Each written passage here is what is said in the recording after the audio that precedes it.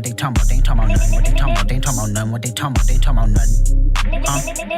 They ain't talking about nothing. What they talking about? They ain't talking about nothing. What they talking about? They ain't talking about nothing. What they talking about? They ain't talking about nothing. What they talking about? They ain't talking about nothing. Huh? They ain't talking about nothing.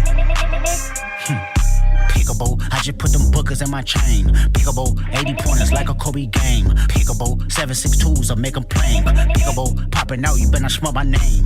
Pickable, put 2 foreigns on the 405. Pickable, Kashi Pepper here from doing pasta. Pickable, why you acting tough on IG Live? Pickable, you know my new niggas off they rocker. Pickable, surprise, bitch, it's that nigga Chuck E. Cheese. Pickable, let me FaceTime my op, bitch, I'm up the street. Pickable, yes, AGs, I'm putting something to sleep. Pickable, he on the ground, I praise God and start stumping feet. Pickable, I put 10 on his face, bitch, my shooter clean. Pickable, I hit it from the back, I told her move her hands. Pickable, then slide my thumb in where her at. Pickable, on your top, I'm with that bitch, don't look back. What they talking about? They ain't talking about nothing. What they talking about? They ain't talking about nothing. What they talking about? They ain't talking about nothing. What they talking about? They ain't talking about nothing. Huh? They ain't talking about nothing. What you talking about?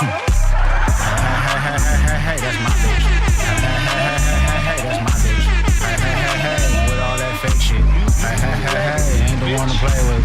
Hey, till I finna ram, never talk about all that times, mister, get off on your mans. If you hear me disrespect, you better follow up with hands. Losses to the neck, but now I'm trophied up, I'm sitting little right. shit like that Boom, boom, boom, bop, lets bam. me The type of shit further I'm know on, you wouldn't understand. what it is you really do.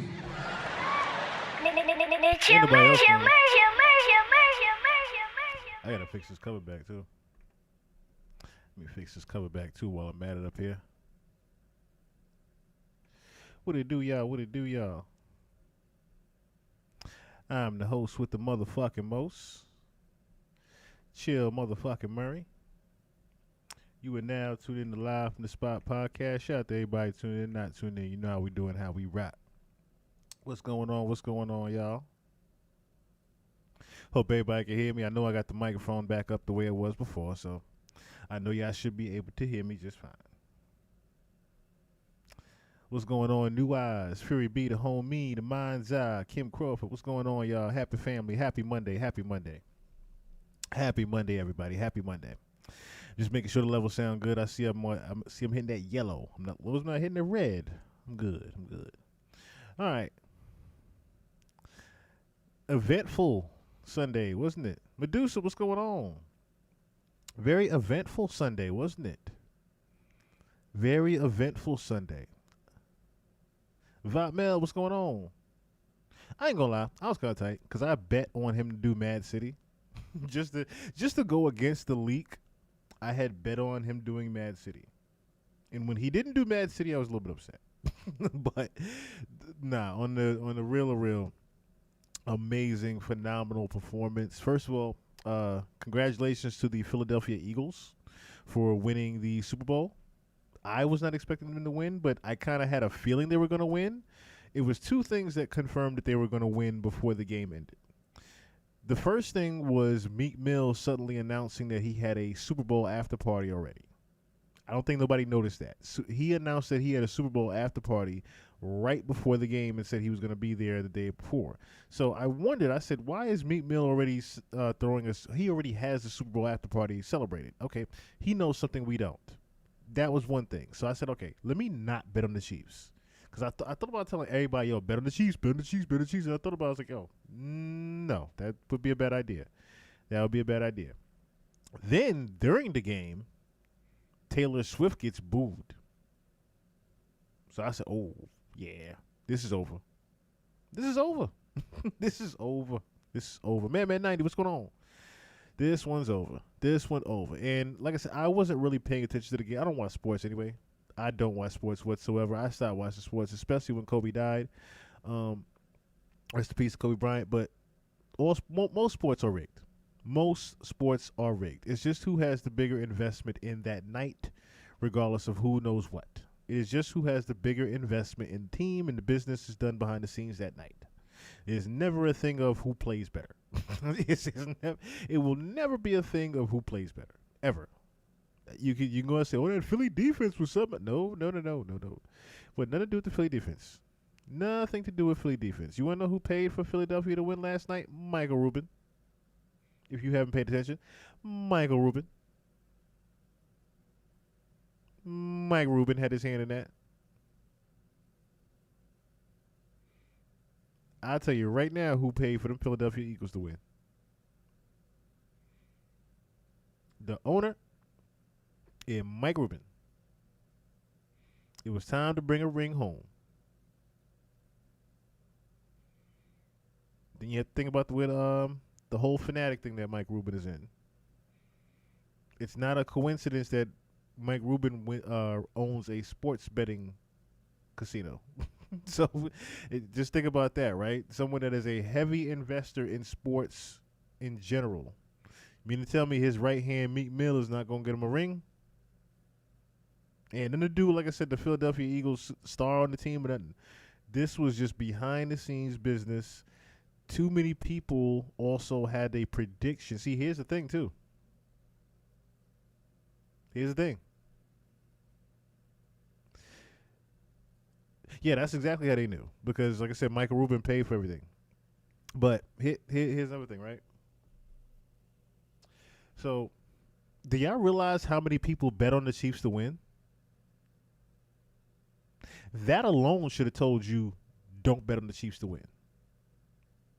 The amount of people that were pretty much betting on the Chiefs to win just based on last year's prediction. The Chiefs won last year because of Taylor Swift. They weren't going to win a second ring because of fucking Taylor Swift. I hate to break it to y'all. Just because Taylor Swift was in the stands this time, it was only because of the boyfriend. It was not because they paid for her to be there this time. Last year, they paid for her to be there and had ad money and revenue put into her to be there. Last year, they had that. Not this year. This year was not about the Taylor Swift. No. Not with a Kendrick Lamar performing at the halftime show. No. No investment money was put into Miss Taylor Swift this time. No, not whatsoever. Exactly, Medusa. Exactly. You got everybody betting on a for sure win in their minds. You think that they're not going to say, hey, give me all that this time. The fact that everybody bet on the Chiefs to win is why they didn't win. There were too many people, I mean too many people, investing. Right, that's funny as hell. What did Drake bet on? What did Drake bet on? Well, there was another curse in the building. Trump. That was the other curse in the building. We didn't have the Drake curse. We had the Trump curse. If you were a Chiefs fan, you had the Trump curse. You know why? Because Donald Trump himself bet on the Chiefs to win. Where's that article at? Show y'all right here.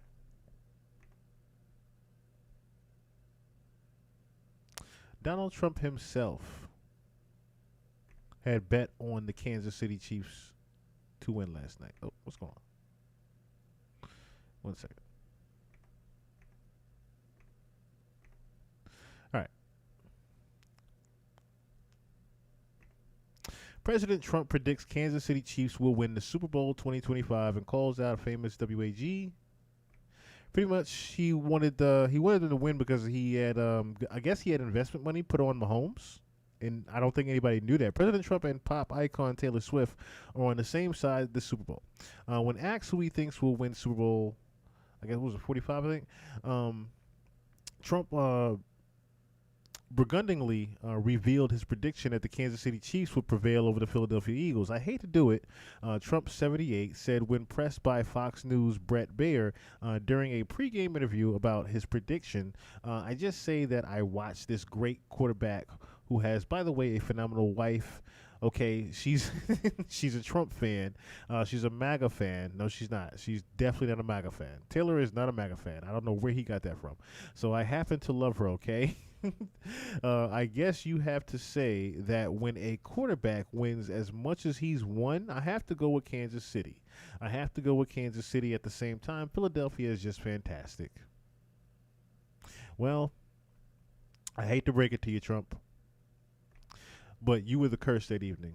Benjamin Zek, what's going on? What's going on?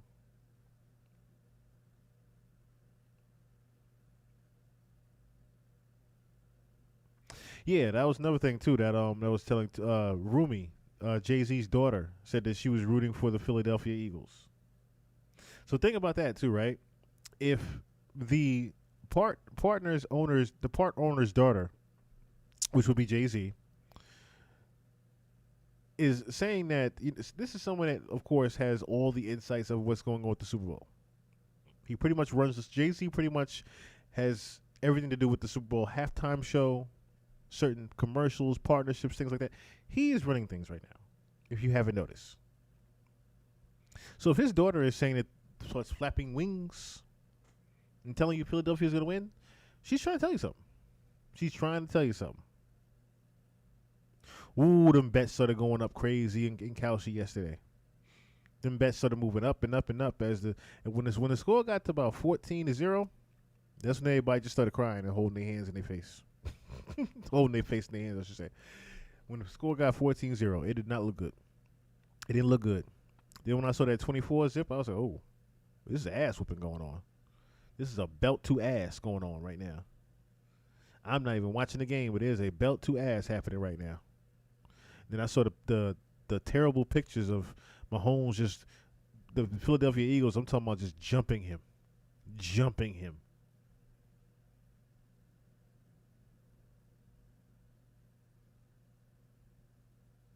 The dancer said more about Palestine in one night than DJ Khaled his whole career. I didn't even see that. There.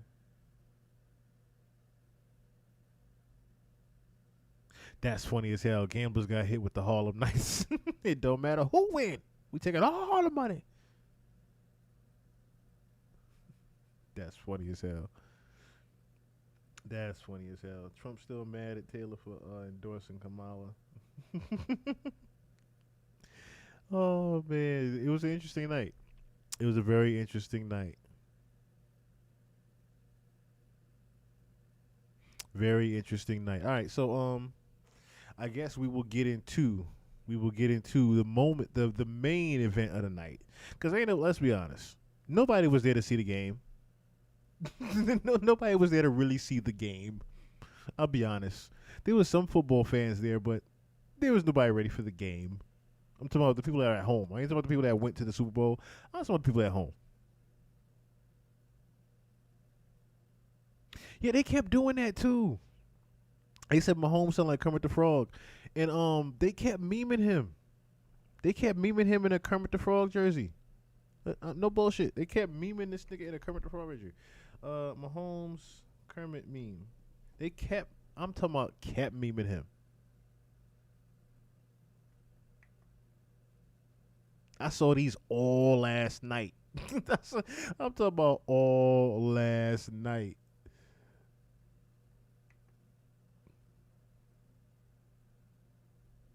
I saw all these Kermit the Frog joints all last night, yo.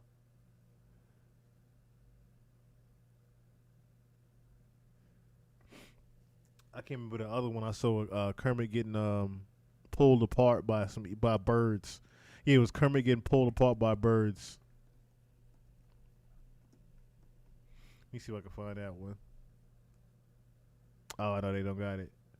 They don't got it though. Oh wow, Bills fans hang Kermit the Frog. That's crazy. All right, I guess we will get into the moment of the night. I can't see my X.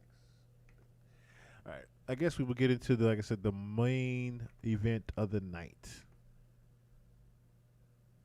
And I feel like I almost feel like the Kendrick in the middle of this right now. You really gonna do it? Yes, I'm gonna do it. God damn it! I've been seeing too many reaction videos all the fucking day. I've been seeing nothing but reaction videos all day. So yes, I'ma do it. God damn it! I don't care who say something. Listen, if they cut me, y'all already know where to go. Y'all already know where to go. Y'all already know where to go.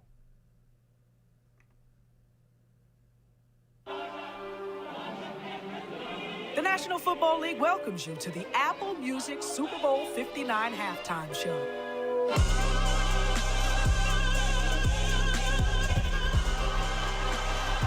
All right, y'all. Let's relive this. Now, this was cool. This was cool. The PlayStation buttons on top of the field was cool. And if you notice, it's in the form of a tic-tac-toe board at that. So he was also saying that he's playing the game pretty much, right? That's why they had the PlayStation. It wasn't just he's sponsored by PlayStation. I heard some people saying, oh, he used the PlayStation remote. That's cool. But nobody realized what he was actually doing. He was saying that he's playing the game and he knows how to play the game right. And he's saying that he beat the game. So pretty much this is storytelling of how Kendrick Lamar beat the game and beat the rap industry, and pretty much he beat the boss of the game, which was Drake. This is pretty much the storytelling of how he beat the boss of the game, Drake. Salutations! It's your Uncle Sam. This was fucking brilliant. So for those that don't know, right, it wasn't just the fact that Samuel L. Jackson playing Uncle Sam. The reason why he had Uncle Sam in here is, if you remember from Pimp a Butterfly, he had a record called For Free. And in that record, in that video, I should say, he had a character playing Uncle Sam. And the record was pretty much talking about how America has built themselves on the backs of black Americans. So For Free, for him to have the same mascot for Free in here, but he has Samuel L. Jackson playing it, was very pivotal to his actual story. Because like I said, this whole thing is about him beating the actual game of hip hop. All right. It's a very racial game that's also played. Okay. So think about this, right? Samuel L. Jackson is playing the same jigaboo that he was, but he's also being Uncle Sam in this one, right? So he's telling Kendrick Lamar, hey, just have a good time, keep it cute, do this, that, and the third. Just keep it Americanized, you know what I mean? What does Kendrick do? Kendrick does things his own way. Okay, so two things are going on here right now. One, I believe this was a new song that they were talking about. This is the new song they were talking about, Bodies. Because Bodies is not on GNX. That's one thing. Bodies is not on GNX, but this is the snippet song that he was previewing when he first did the trailer for the Super Bowl. Now, I'm listening to these lyrics here, and like I said, the second thing that's also going on is the people jumping out of the car. If you know, let me run it back real quick. The people jumping out of the car was symbolism to, I guess you can say Mexican, just Hispanic culture. Now, there's a saying, of course, hop out the whip, right? But think about how many times, all right, perfect example, right? We have this whole ICE thing going on in immigration, right? Think about LA culture.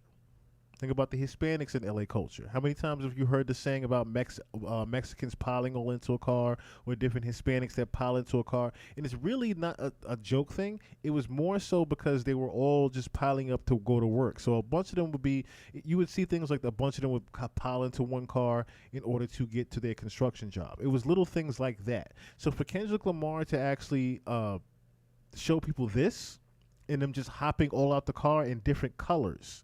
You see what I'm saying? It's different colors that are hopping out the car. So for different colors to be hopping out the car, he's representing the whole immigration thing, saying, yo, all of my people are my people. That's why he used different colors. It wasn't just Mexican. It wasn't just the fact that they were about to represent the American flag.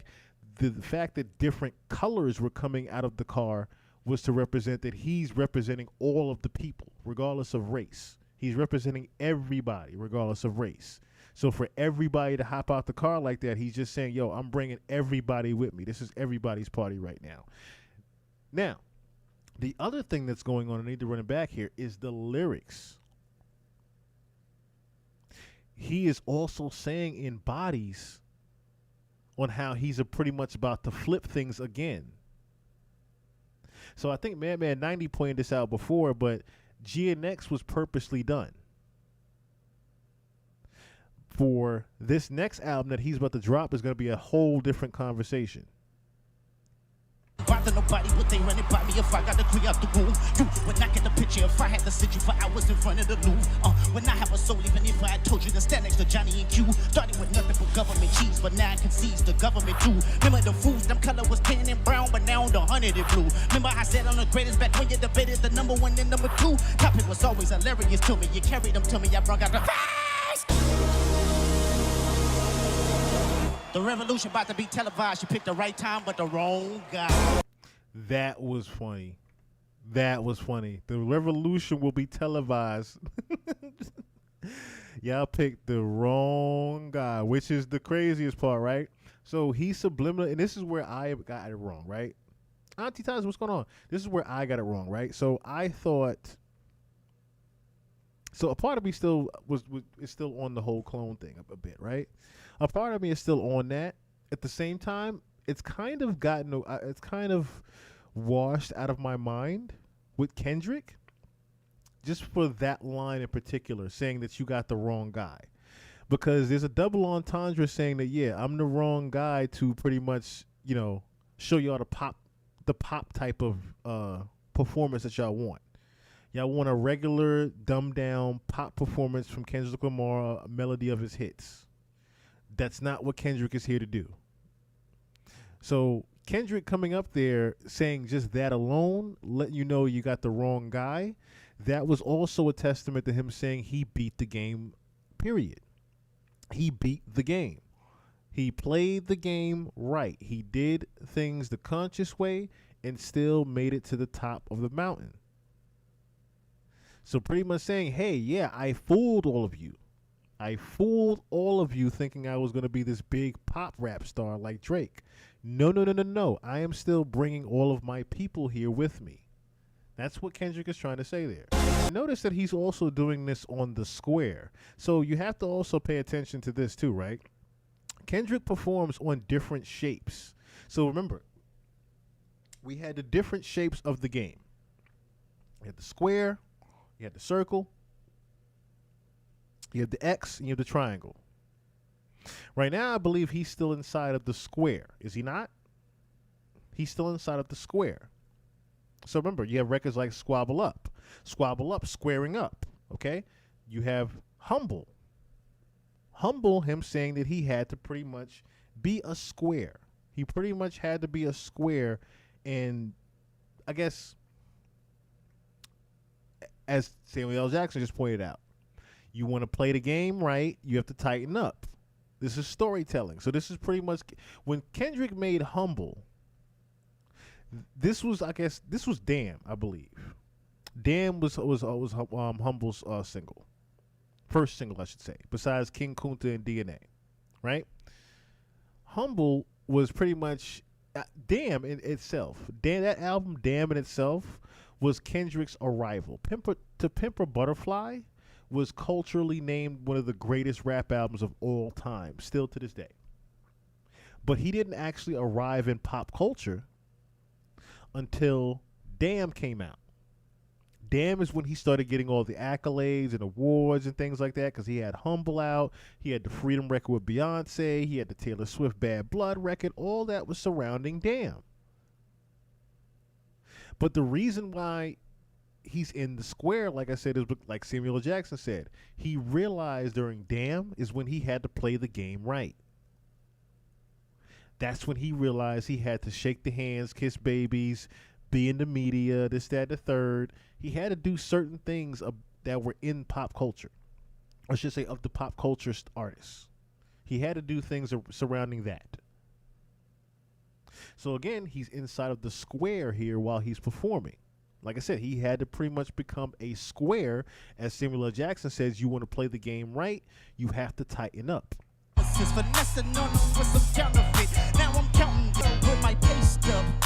Now, another thing that, of course, the obvious to point out is, of course, the American flag that's being formed on the stage. I just wanted to point that out in case no one's else noticing. It's not just a bunch of red, white, and blues up there. They actually are forming the American flag. But the other thing to notice is that Kendrick Lamar is in the middle of that flag. Again, pointing out the fact that blacks were always in the middle of America, and America pretty much was built off the backs of Black America. I know it's good when you sit it on my taste buds. We are the center of everything. If people don't know that already. Black people are literally the center of entertainment. Literally at the center of entertainment. So Kendrick Lamar playing the center of America, of the American flag right now, is pretty much a testament to how America actually even works. Pull up on your block, then I break it down, then we call it Tetris. AM to the PM, PM to the AM funk. Eat up your per diem, you just gotta hate them funk. If I quit your BM, I still ride Mercedes. If I quit the season, I still be the greatest funk. My left stroke just went viral. Right stroke, put a baby in the be hard. That's another way to put it out. Good point, Fury B. The flag is also dissected. It's pretty much split down the middle. And I remember someone actually asked a dumbass question. Where was the diversity? Well, here's your subliminal of diversity here. It's within America, if you haven't noticed. Oh. And then when they did this view, I said, oh. Because here's the real subliminal to why that is. You ready? Y'all ready for the mind fuck? Y'all ready for this mind fuck right here? I don't think y'all ready for this.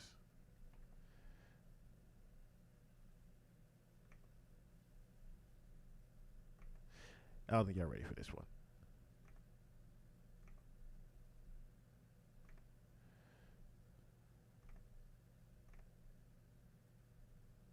XXXTentacion's father recently praised Kendrick Lamar for giving his son a platform. Hey, it's Asia Sky for Hip Hop DX, and check this out. So XXXTentacion's short stint in the creative circuit left quite an impression on his peers, most notably Kendrick Lamar. When the late rapper released his debut album 17 back in 2017, K-Dot shared a link to it on social media and wrote, "Listen to this album if you feel anything, raw thoughts." Just minutes later, he revealed that he had already listened to the 11-track package 5 times. This unsurprisingly gave the rising star a major boost at the time, and X's father has now expressed his gratitude towards Kendrick. In a brief Instagram clip posted on Tuesday, June 25th, special big up. A shout out goes to Kendrick Lamar. How many songs did we get up to before he did Peekaboo?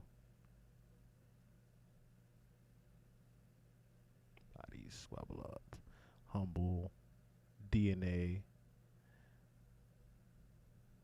I mean, if you count Bodies at 6, but he waited till the 5th song, Peekaboo. Yeah, powerful king, powerful. My name is Dwayne Onfroy, father of rapper known as XXXTentacion. I just want to say, first of all, thank you for giving my son a platform when he was an unknown artist on his first single. He gave him a shout out when his album was released. You stepped up to the plate for him when a lot of people just stood by and stood back, and Spotify had him under pressure and wasn't even attempting to play his songs. Really, King. I've always respected you for that. Always. California was my home.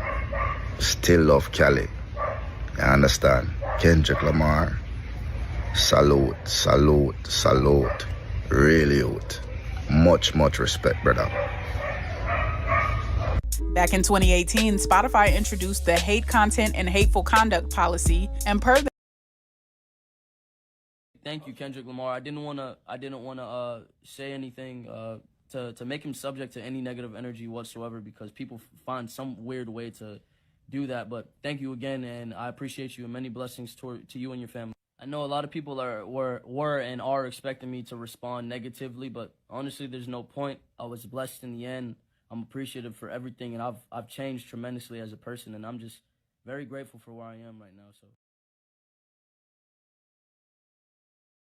So again, very big subliminal there to put a huge X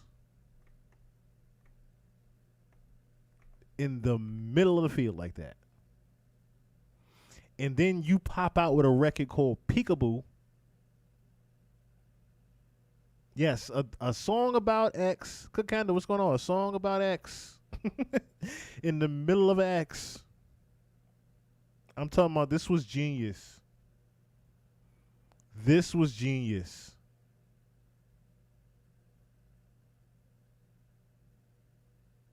Turf Fiends?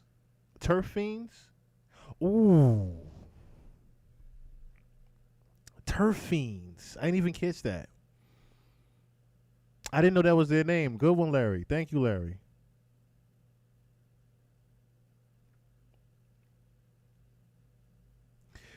This was masterclass shit right here. When he got to this is masterclassman shit right here. Like he's pretty much scaring Drake from home. He is still terrorizing Aubrey Graham on the football field. I'm talking about terrorizing him.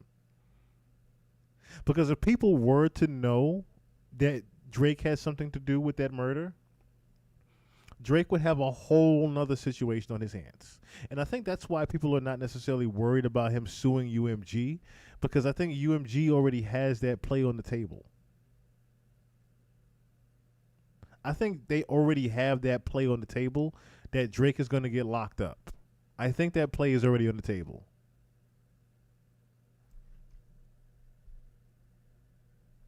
Now, see how he said that right there?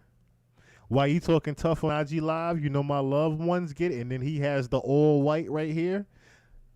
Again, more shots to Drake, more heavenly shout outs to Triple X Tentacion. As you guys remember, Drake put the subliminal of if he wasn't talking tough on that live, he'd still be alive. So Kendrick responds for Triple X saying, why you talking tough on that IG Live?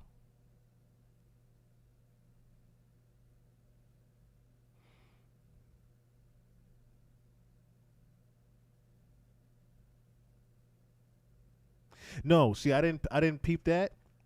I didn't necessarily take that as a shot towards Snoop. That's funny though. I didn't necessarily take that as a shot towards the Uncle Sam thing, as a shot towards Snoop. Even though, of course, you know, maybe he took the whole Uncle Snoop thing away from him.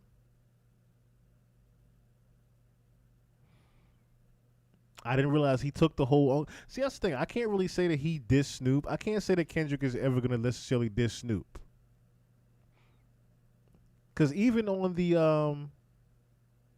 GNX album, he didn't necessarily diss Snoop as much as he just let Snoop know where he stood with him.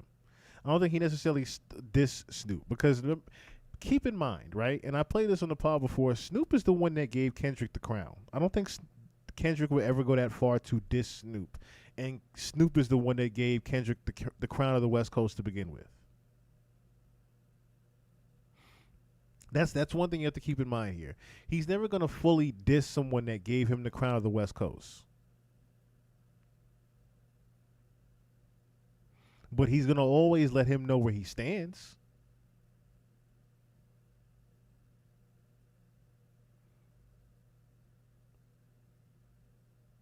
I can see Snoop never saying anything during the battle and Snoop playing this role. Yes. That's another reason why you don't see Snoop you don't see Snoop celebrating this stuff for Kendrick, because Snoop still has business with Drake. Kendrick knows that. Kendrick knows that Snoop has business with everybody. So of course Snoop is not going to be a part of something like this. Exactly, Votmel. Snoop always plays both sides of the fence. He never plays one side. He's supposed to play the West Coast side. But early on, you notice Kendrick does not care for the veterans that have not, set. Notice the only West Coast veteran he had on that stage was who? Dr. Dre at the pop out.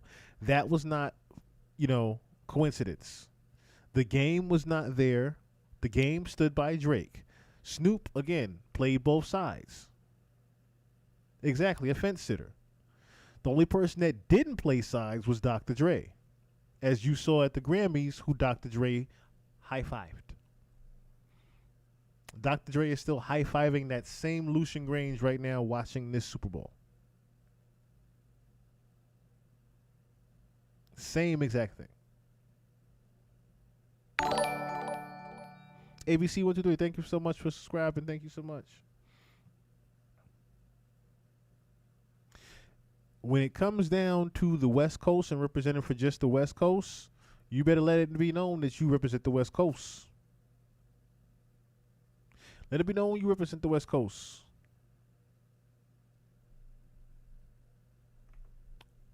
You know why? Because you could easily be sitting your ass at home.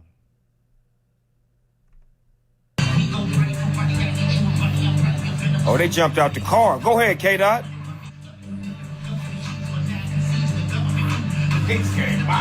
They coming out deep. Red and blue. Let's go. Boy, West Coast is the shit. You hear me? Yes, sir.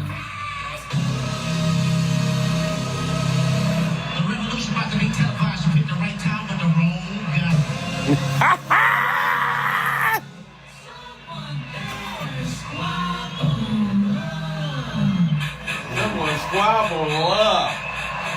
West Coast shit. Come on, bring our lingo back. Get him, Dot. Hey. Hey. Hey. So as you can see, Snoop was proudly cheering him on from his home. Snoop wasn't at this, which was very surprising to me, considering this gentleman was just at the Olympics. This man was just at the Olympics. He was at the inauguration. Nigga, why you not at the Super Bowl? And the West Coast is being represented there. Yes, because you went live for his performance because your ass wasn't there. That's the biggest thing to point out here. You went live showing Kendrick's show from your TV screen. Emil Mendez, what's going on?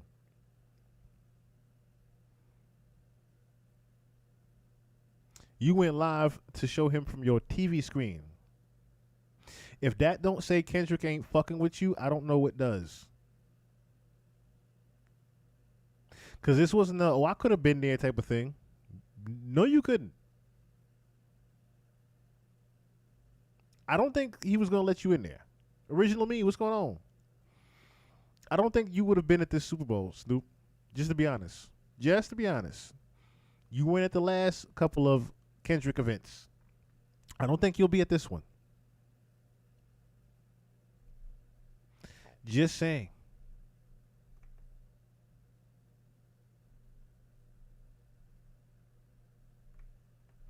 You can continue to watch that from your...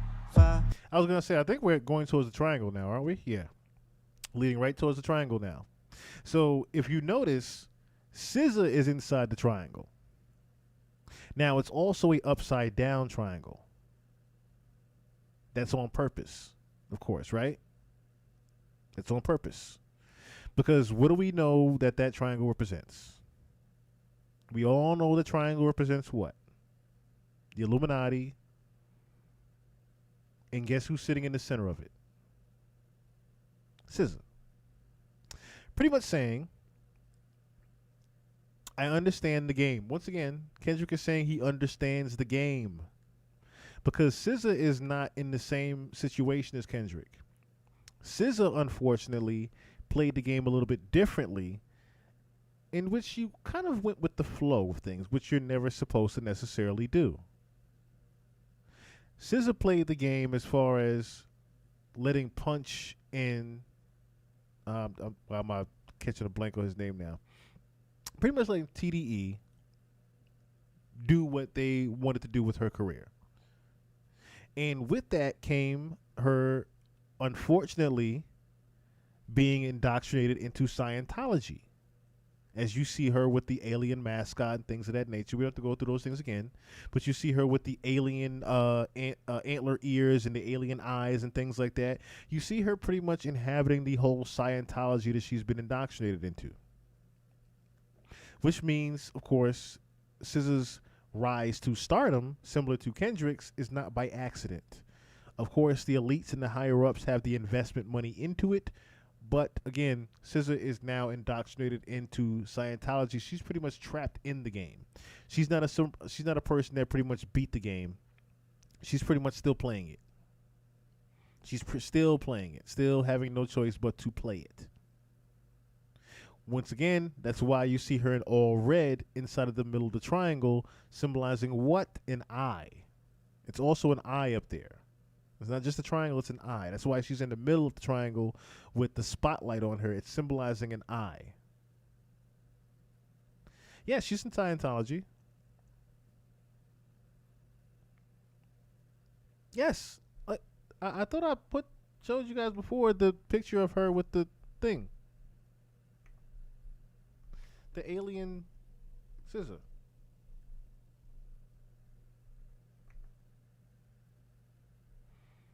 Like you don't do those type of things and you're not.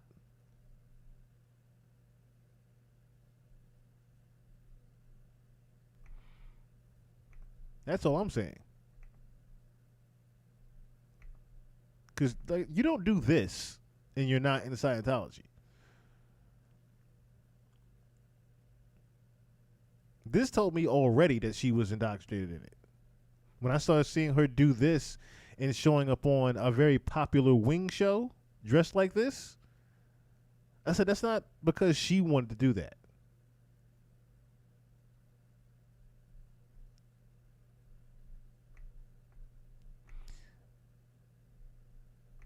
But then the same character comes back for the album cover.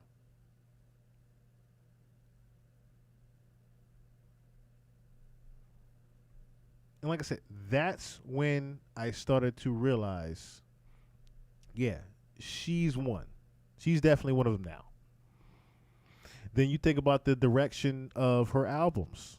Think about the direction of SZA's music. That's why I went over the fact that early SZA was talking about different things. She had her first big record was Babylon, of all things, with Kendrick Lamar, right? Again, another record that was talking about having your third eye open, spirituality. Babylon Falling, The Fall of America was her first record. To talk about just being a toxic girlfriend. Her number one song is what? Like, this is not like, this is not like, as I said, I thought people noticed that she was definitely down with them.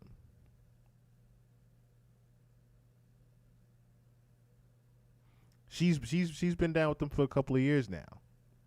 But I thought that she was bringing Kendrick Lamar into the circle. The reason why I thought that was when I saw her do the song Stars with him. Let's just say Kendrick did the song Stars for that Black Panther album.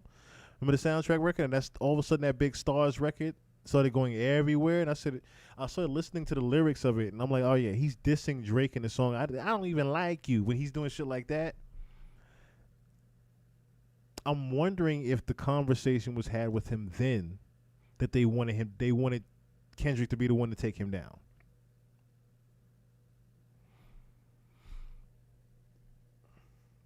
Which would be crazy.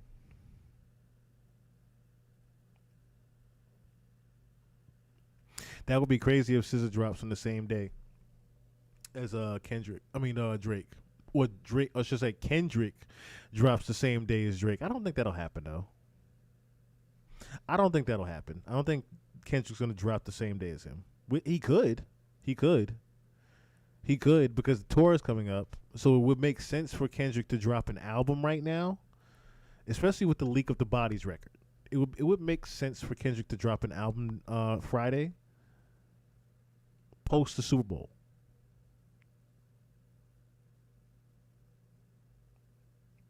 I think that's really that would be a crazy thing right there. For him to drop the album post the Super Bowl like that, I see it, but I don't see it. If you know what I mean. I see it, but I don't necessarily see it.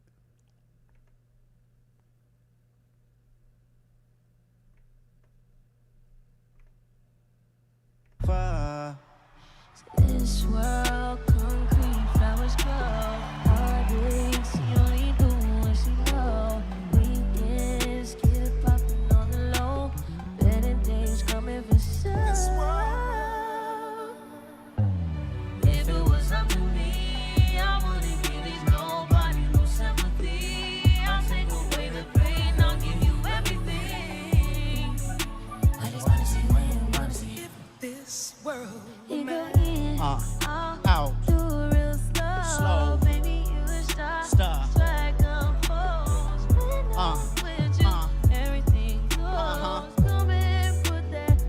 That's a good observation right there. That's a good observation. The deluxe album dropping on Friday.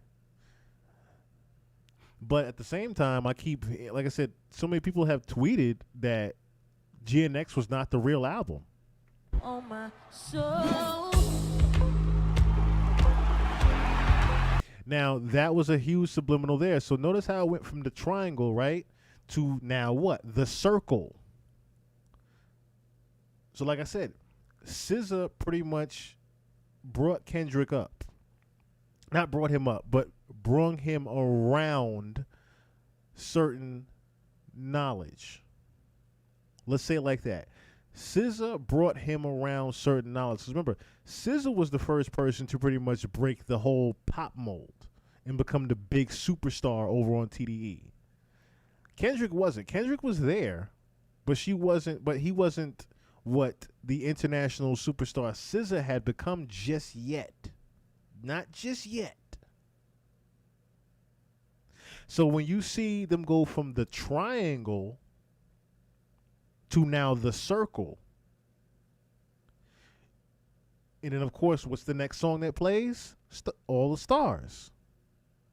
Like I said, they chose Kendrick for this. Kendrick was chosen to take down Drake. He was chosen for this. But he's pretty much living up to what they chose him for also. So for him to go from, like I said, the triangle, the eye of things. Okay, I can do that. The eye of things. Him going from the triangle and the eye of things all the way to the circle. So now he's being accepted into the circle. That's why he waited till All the Stars to play the circle. Because now he's being accepted into the circle now. Now, this was funny. Really? Really, Free B? A bag of Tootsie? That's too funny. That's too funny. Here's where I said, okay, now he's about to troll. Now he's about to seriously troll us. So I didn't realize also the chain. Now that we're right at the song, the chain he's wearing is a lowercase a. Short for, of course, if you haven't caught on to the lowercase a, for A minor. So him making a lowercase a chain, again, the target was very, very evident tonight. This was the death of Drake, and we're going to do another walk around the world for him. True divide, I'm going to get it on the flow. You really about to do it? 40 acres in the mule, this is bigger than the music. You really about to do it? Yeah, they tried to. Now, I didn't peep this until the lights came on, but I'm gonna play it back real quick. Now, watch the flash. True divide, I'm going to get it on the flow. If you pause it right here, Kendrick is pretty much, again, subliminally letting you know something. The same thing that I've been saying. Kendrick is being used to take down Drake. What do you notice in the back of him right now? Even though, yes, that's the field goal post, Kendrick, of course, is very subliminal with everything that he does. What does it actually look like is going on with him? It looks like puppet strings on the back of him, doesn't it?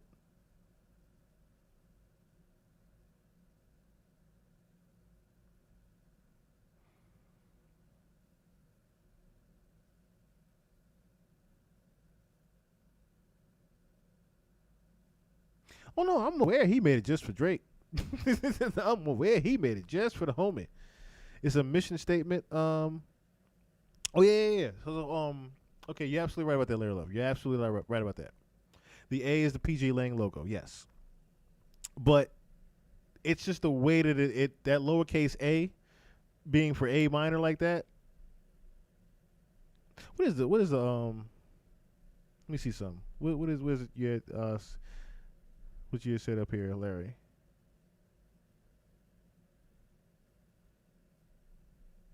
Are you talking about the Snoop being a double agent?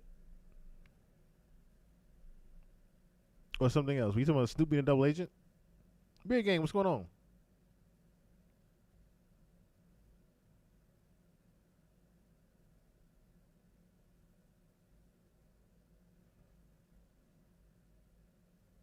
Yeah, I would think so. I would think so. Yes, it's the PJ Lang logo. Yeah, you're absolutely right. You are absolutely right. It's the PJ Lang logo.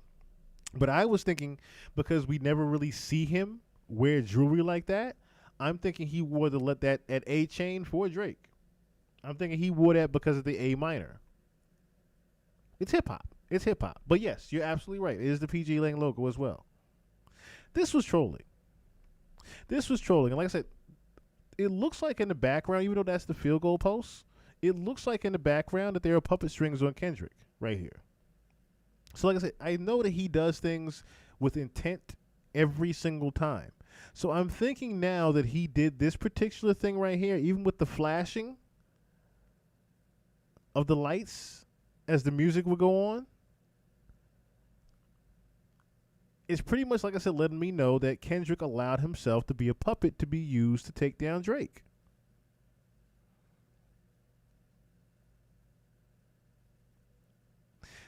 But this was King trolling right here. This was masterclass, again, trolling, saying, yeah, I want to do y'all song, but they keep telling me that they're going to sue me.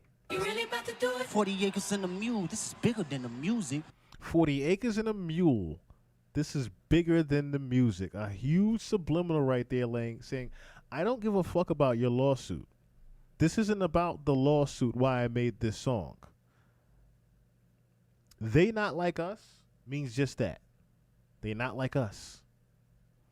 They not the melanin. They don't have the testosterone. They don't have the cojones to do what I am about to do right now. This is bigger than a rap beef. I didn't do this for a rap beef. I didn't do this at all because of a rap beef. Kendrick has never done anything at all because of just rap beef and trying to make a moment out of nonsense. He genuinely hates Drake.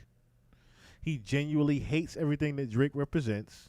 And he genuinely hates how the industry is.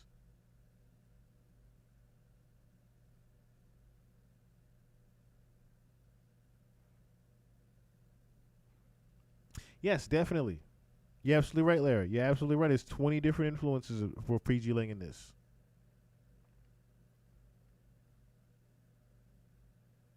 Yes, and I think this was you're absolutely right, Freebie. I think this was a Trump shot as well. This might have been a Trump shot as well. Matter of fact, no. I can't really say a Trump shot. Because Trump doesn't necessarily care if he does that record or not. That's the thing. People didn't necessarily care if he did the record or not. They wanted him to do the record. You really about to do it? Yeah, they tried to rig the game, but you can't fake influence. They tried to rig the game, but you can't fake influence. Which is, it looks directly at the camera again. Which he's very right about that. Tried to rig the game, but you can't. That's a double entendre there. Because, of course, he's talking about them trying to stop him right before the game.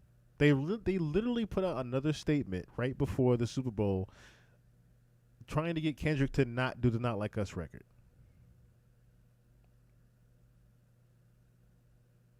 Exactly, Larry.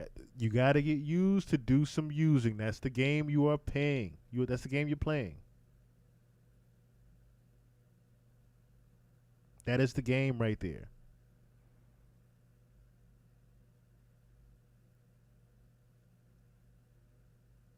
That is the game. And that's what Kendrick Lamar is pretty much telling you a story of up here. He let the Illuminati use him. He let the industry use him to take down someone he hates. And what did he get in return? The top of the mountain. Devilish. Just devilish. This was the most devilish thing on television network in the history. Him looking in the camera going, say Drake, I heard like I'm young. By name. There was no subliminal. There was no, I'm not going to say your name. I'm not going to bleep your name out. I'm not going to skip over your name. No. Say Drake. I heard you like him young. And then look directly in the this was sinister. It's right.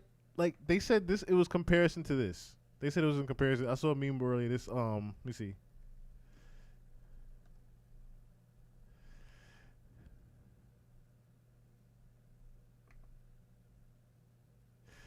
They said this was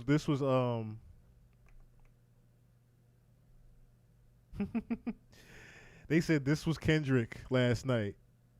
Hold up. They said this was Kendrick last night when he looked into the camera. They said this is how K-Dot felt when he looked into that camera last night. It said, "Say Drake." You can feel that though. You can definitely feel the evil Thriller eyes as he was looking into the camera. Oh my Lord. Like this was the moment of the night. Like I'm talking about the most meme thing you will see today is this picture right here of him walking past the camera saying, "Say Drake." You will not see anything else more this week other than this picture. People talking about some, if I still don't like you and I send you this, just know. Just know, if I send you this, I still don't like you. Oh no, the funniest one I saw was when I tell my badass kids to stop doing something and they say, "Watch this." That's literally that too. You tell a badass 2-year-old, "Hey, stop doing that." He gonna look just like that. He gonna look just like that. This was just evil upon evil. Just evil upon evil. Man. I hear you like I'm young. You better not ever go to cell block 1. To any that talk torment in love, just make sure you hide your little sister from them. They tell me Chubb the only one to get your hand-me-downs. Party at the party playing with his nose now. And proceeded to do the first verse. And proceeded to do that first verse. And diss the whole OVO. Baka got a weird case. Not a coincidence that the crowd volume was turned down the entire show until that moment. Until that moment. Besides the crowd erupting for when they heard the when they got to that A minor, you heard the entire New Orleans state in unison. A minor. If I am Drake, I listen. I understand why he went to Australia during this week. I would have went to Australia too. I would have went to Greece. I would have left the whole country during this week. I would have left the entire country during this week. Hearing the Grammys go A minor, and in the following week, the Super Bowl goes A minor. Bruh. Yes, I was trying to figure that out. I was trying to figure out what they were spelling in the thing, and then I said, "Yo, that doesn't say what I think it say." They spelled pedo in the thing. The P, the E, the D, the O. Like, I was not expecting that. I said, "Holy shit." Holy shit. I said, "That don't say what I think it say." In the middle of the field. This was, but for people to be blasphemous and say they didn't like this performance. They not like us. No. They not like us. No. They not like us. And then A minor. No.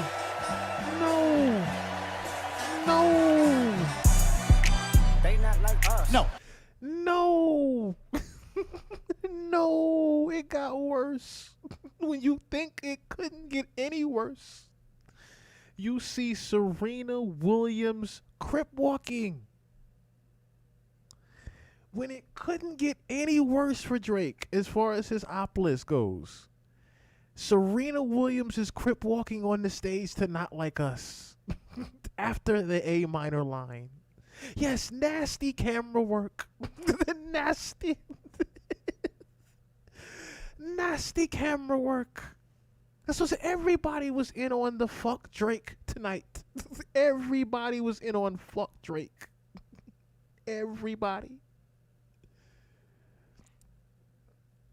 The camera pans to Serena crip walking. And for those that didn't get Serena Williams crip walking, that is Drake's ex. It is Drake's public ex right there. Crip walking to Not Like Us. They not like us. No. They not like us. What? They not like us. No. They not like us. No. They not like us. Are you my friend? Are we locked in?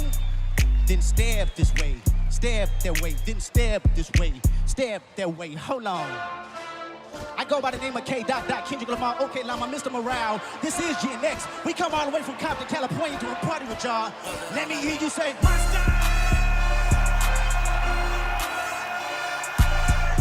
And I would have been mad if he didn't do TV Off.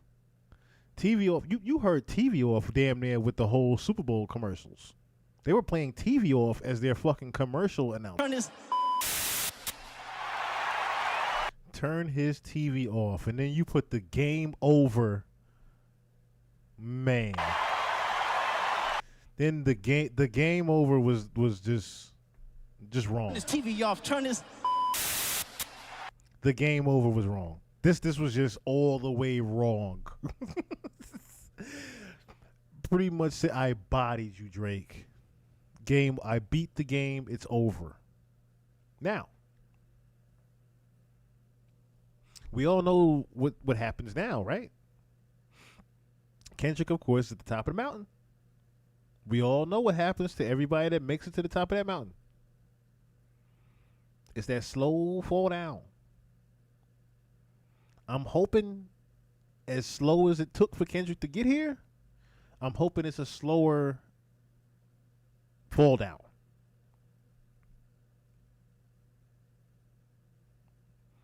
But while he's here, we need to celebrate it. While somebody that made it with the conscious rap is here, we need to celebrate that.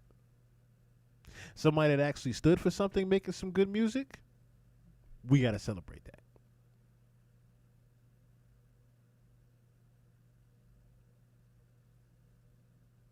Now that's even worse. See, I didn't even think about just that little subliminal there too. Apple Music. I didn't even peep that until now, Free B. You're right. That's Apple Music. Drake's partner, Apple Music. The amount of money that Drake made Apple Music in the beginning, that's the thing too. All the people that Drake has made some money, they pretty much have turned against him, in a sense. They pretty much have turned against this man. Now, real quick, the set list was leaked. Yes, the set list for that evening was leaked ahead of time. Not a lot of people knew that or even paid attention to it. Or should I say they even cared to know about it. A lot of people didn't care to necessarily know.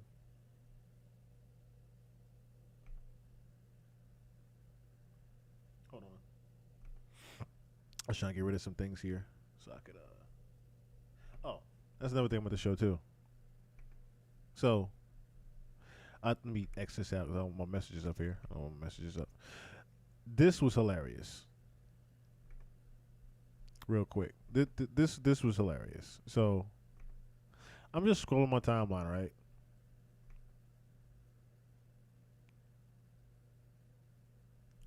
This is a law firm. Brown and Cropin law firm. Don't let insurance companies play you. Trust us to fight for what's rightfully yours. And they use this as a meme. When you got hurt in a car accident, but you called Brown and Croughton. You can't fake influence.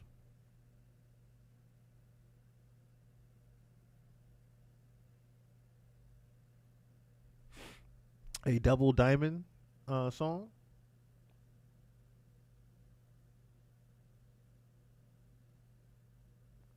Is Madman 90? Madman 90. Is Humble that far up yet? Oh yeah, that's another thing. I heard about we're gonna play that in a second too. So Academics was the one that actually leaked the set list. He leaked the actual set list. Let me see. Do I have it up here still?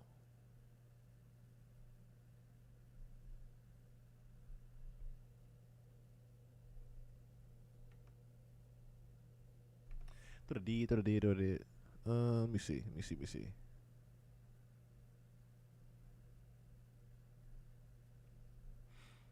I could have sworn I did have it. Hold on.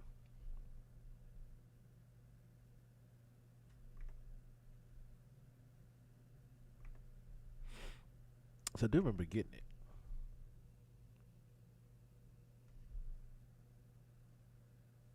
Oh, here it is. I know I had it up. I can't remember what I did with it.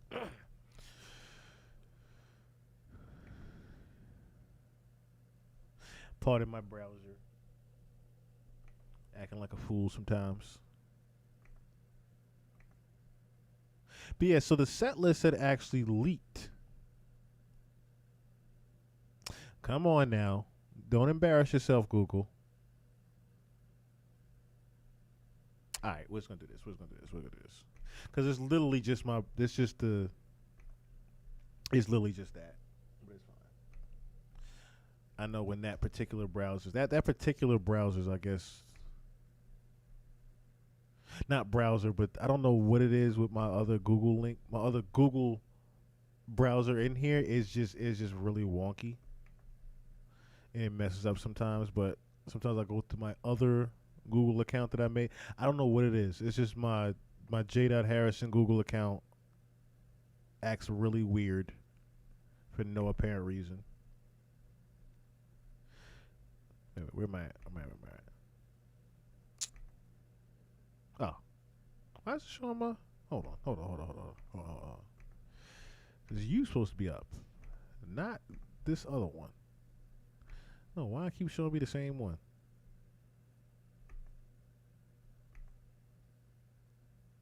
Okay, that's very confusing, but anyway.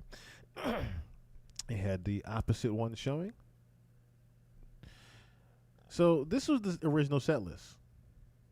As you can see here, it put it down to a T. Kendrick Lamar leaked Super Bowl performance set list. Bodies, Squabble Up, Humble, DNA, Euphoria, Fuck the Big Three line from Like That Plays, Man at the Garden, Peekaboo. Kendrick says he wants to perform his favorite song, alludes to it being Not Like Us. Luther, All the Stars, Not Like Us plays. Certified Lover Boy, Certified, Another Sound is made, then TV off. Was it not down to the D?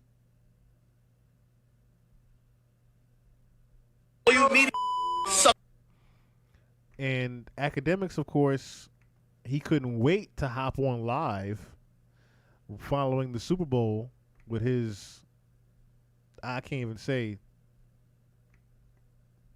You mean suck my d- real talk. Oh yeah, word two. I swear. I gotta tell him, I told him I'm the greatest. There's no number two. It's the filter tint that they put on him. It makes it look like he was just sucking somebody off. Just me. The big whatever is just big act. Don't leak shit. Y'all suck. I told y'all what's gonna happen. It can happen. Nobody can say to me. Y'all boys can't cancel the like, yo, nothing bigger than the chat. Let me tell you how I got that Kendrick Super Bowl performance. Nigga who worked at the arena is a chat. labels tight to me, and they pay me. But we gonna work it out. Can't beat the chat. Stop it. You heard what I'm saying? That's how I got it. I took a card and that was it. Get my Interscope. How'd you get it? The NFL hit me. Act, we gonna sue you. We'll do the. I told myself I'm gonna call him Drake. No, I Drake my man's, but y'all gonna sue me because I don't sue. Actually, I would sue. I'm playing. Actually, I would. Anyway, they sent me an email this morning. They said don't mention the track list because apparently when we leaked it, they got paranoid. You know what I did? I went live on Rumble. Shout out to Rumble. I went live on Twitter and I leaked that bitch. I just want to show y'all, any of y'all journalists who ever think y'all on my level, suck a dick. I'm gonna end it like that because I don't with Now, he didn't really end it like that. none of y'all. I seen all y'all trying to keep my back in because y'all thought I was done. I'm gonna keep leaking everything. I don't with y'all. I don't with Kendrick. I don't with no artist. It's gonna be like that for life. Just keep sucking dick and keep getting info from me. And see, that's the thing, right? Him leaking the actual performance didn't necessarily do anything. That's the bigger part you have to realize. Him leaking the performance didn't do anything. It didn't stop the impact of it. Hell, there was a lot of people that didn't even look at the list until the show, or until after the show, and said, "Oh shit." Yeah, that filter was nasty work. That filter was crazy. I knew it was a filter, but I was like, to make it look like he just finished whopping somebody off, maybe Drake, it looked kind of crazy. It looked kind of crazy, honestly.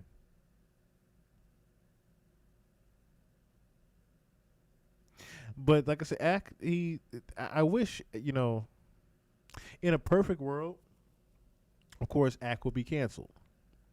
But because of the amount of, I guess, investment that is in Act, he's not going anywhere. He's not going anywhere. He's saying he doesn't fuck with this, that, and the third, but then you literally heard him say that the label pays him.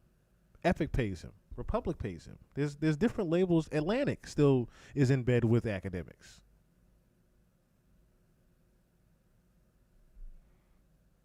No, he doesn't fuck with Kendrick because Kendrick dissed him too. Kendrick said he was compromised, which he was, and still is. Yeah, Kendrick said he's academics is compromised. Well, hey, Ack has been on Kendrick's head ever since he said that.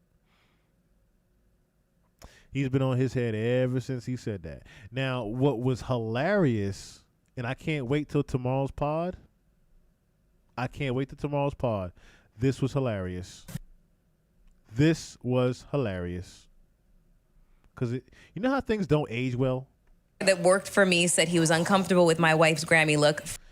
You know how things just don't age well? Kendrick before the Super Bowl at the Apple event.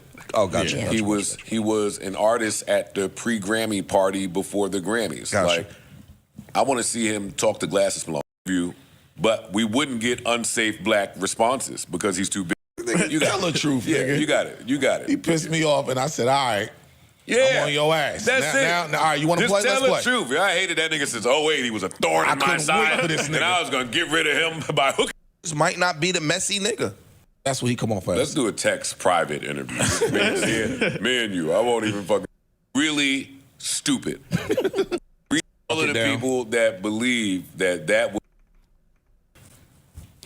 I think all of these tweets were to just. Now, like I said, we do this. Well, he does this every time he has something to sell. Oh shit! Unfortunately, whether he believes it or not, I'm not speaking. It went too far back, but this didn't age well. But nigga, he just might not be the messy nigga.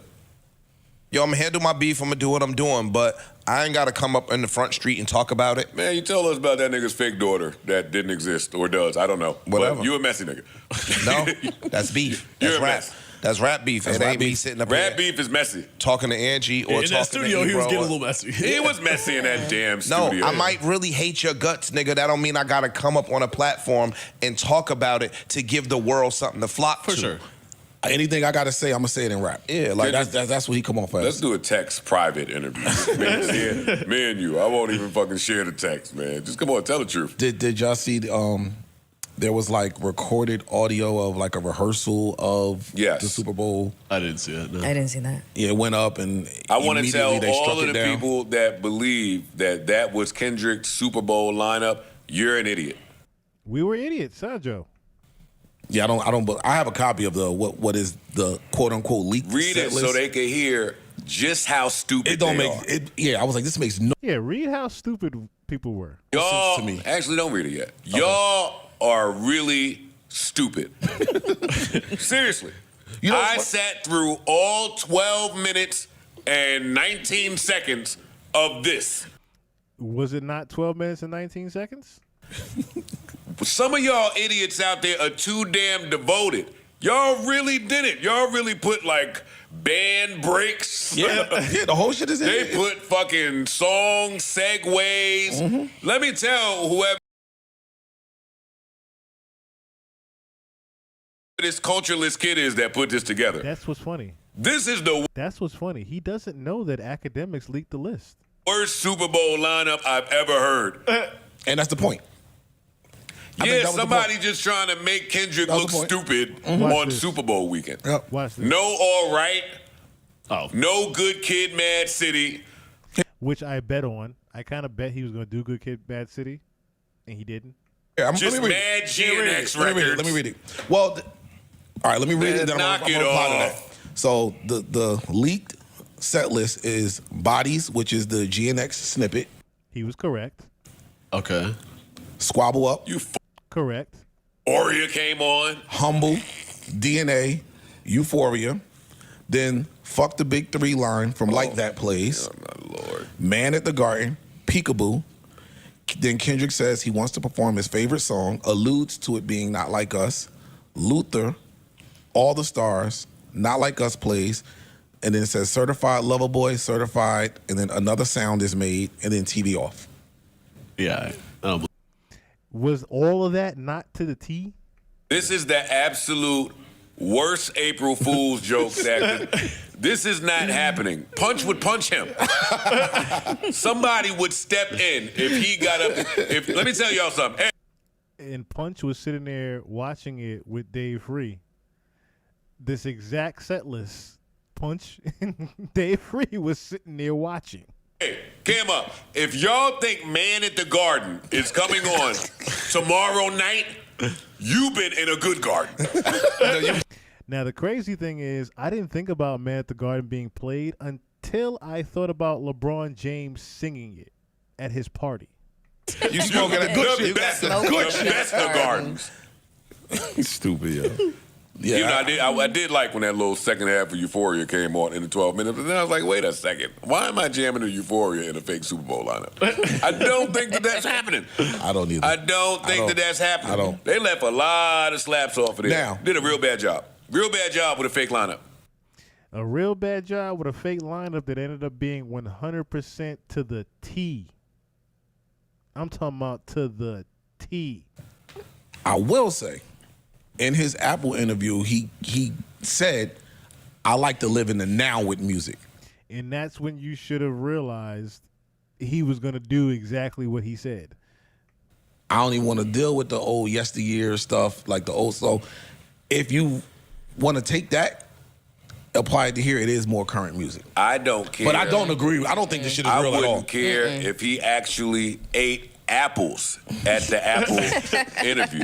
I don't care what he said at that Apple interview. I'm telling you something. I'm telling you the truth. Oh, man. He can't tell you the truth.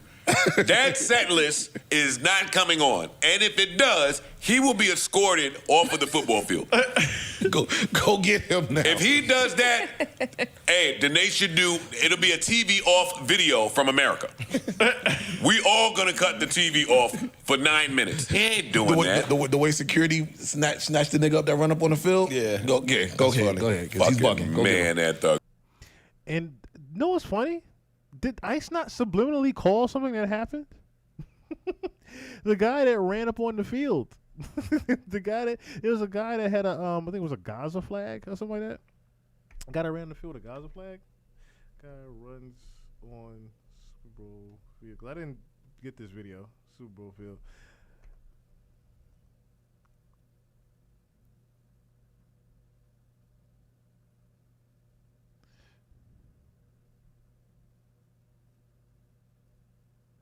Did they find? Okay, hold on.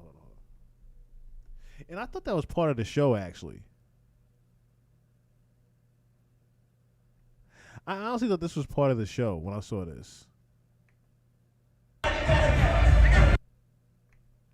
When I saw the guy with the Palestine flag, I thought this was part of the show here.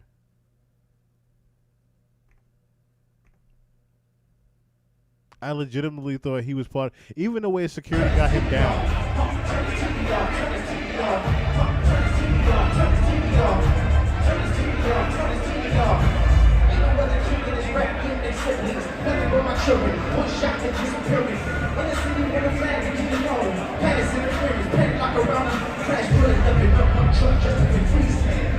Like, he's running around very freely, one. Two, he's making sure he doesn't mess up anything. That's why he was so unnoticed. It wasn't like he went and messed up Kendrick's performance. He pretty much was just running around freely by himself.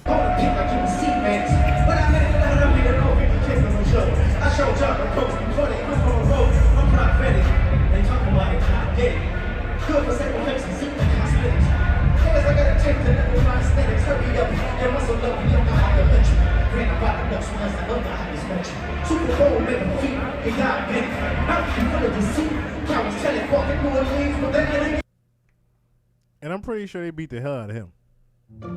I'm pretty sure they beat the living hell out of him. Now, real quick before we even get into this, I want to go over the reactions, because there was people at home saying that, oh, it was a boring performance and people wouldn't up and no one was watching it. Okay.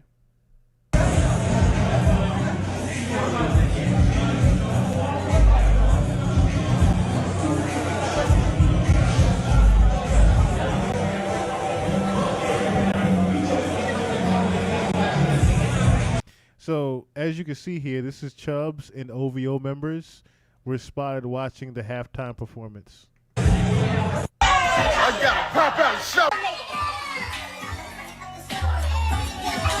Jamie Foxx threw a Super Bowl party, and the entire room was singing "Not Like Us." I hear like a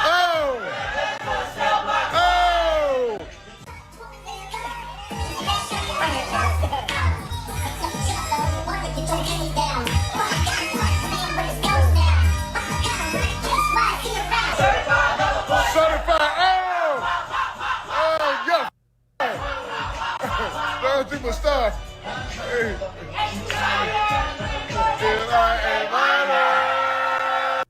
Now, what's hilarious about this is, who remembers the Drake record that Jamie Foxx got?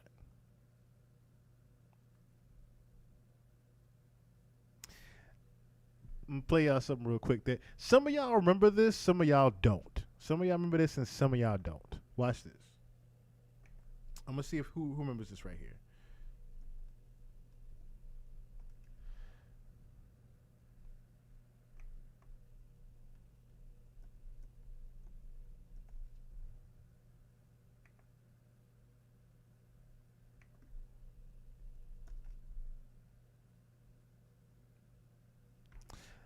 Let me see. Who remembers this?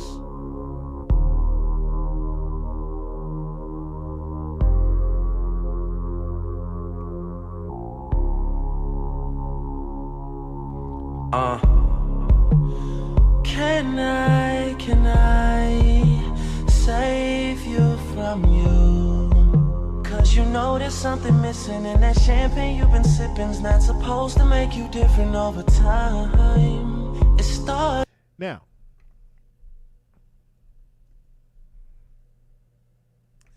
That song is called Fall for Your Type. Which guess who bought that song from Drake?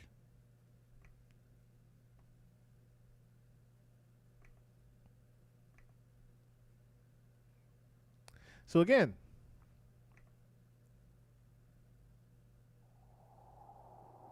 when I hear this,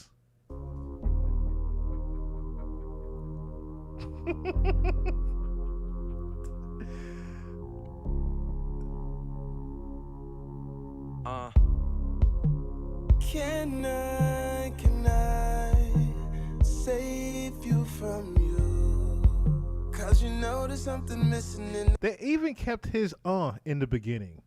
They even kept Drake's So, of course, if I'm Drake and I'm seeing this from Australia, I am saying fuck Jamie Foxx too. Just saying. They're not like us. They're not like us. They're not like us.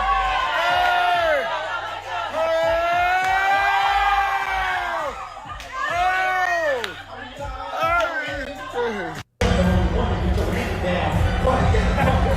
Now, what was hilarious about this one, I almost feel like the guy was doing this accidentally but purposely. What's funny about this, Tiger was here at the Super Bowl, right? He's bopping his head to the point. He's another one. Who remembers the Tiger diss? Who remembers the huge Tiger diss?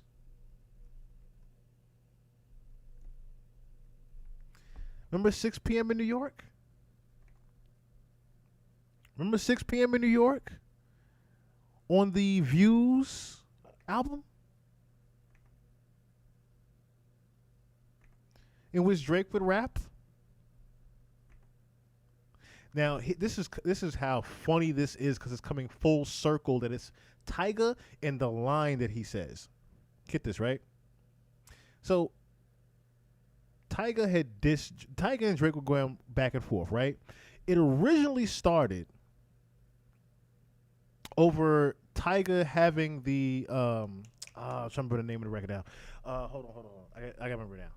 Hold on. Tyga, Drake, Lil Wayne. This is on the tip of my tongue now. Tyga, no, hold on.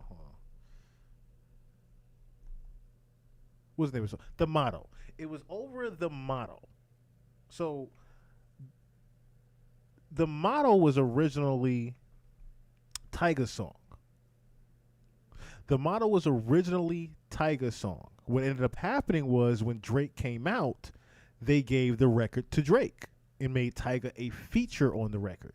So Tyga took it to, of course, he went to Vibe magazine. He started dissing Drake. Drake, of course, hears it, and then the 6 p.m. in New York line happens to where he says, I heard the little homie talking reckless and vibe. That's quite a platform you chose. You should have kept it inside. Or you tried it so childish calling my name on the world stage. You should act your age and not your girl's age. He was talking to Tyga because Tyga was dating Kylie Jenner, who was only 17 at the time. So it's funny how it comes full circle. Drake was dissing someone. Hippie Television, what's going on? It's come full circle that Drake was dissing someone for dating an underage girl. For us to now see Tyga in the crowd bopping his head to Not Like Us.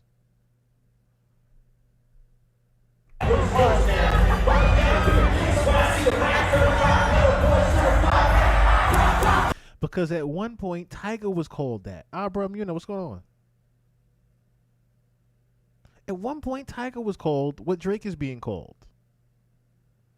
Because Kylie was 16, 17 years old dating a 24-year-old Tyga.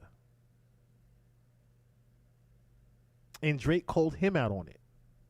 As well as the rest of the world did at one point. Said that Tyga was... Remember the whole Tyga's grooming allegations? To the point where Tyga and Kylie had to split up? And all of a sudden, you see her with Travis Scott when she becomes of age. But anywho, I just thought this was hilarious to show Tyga, of all people, just looking and smiling around the crowd. Like, ha ha.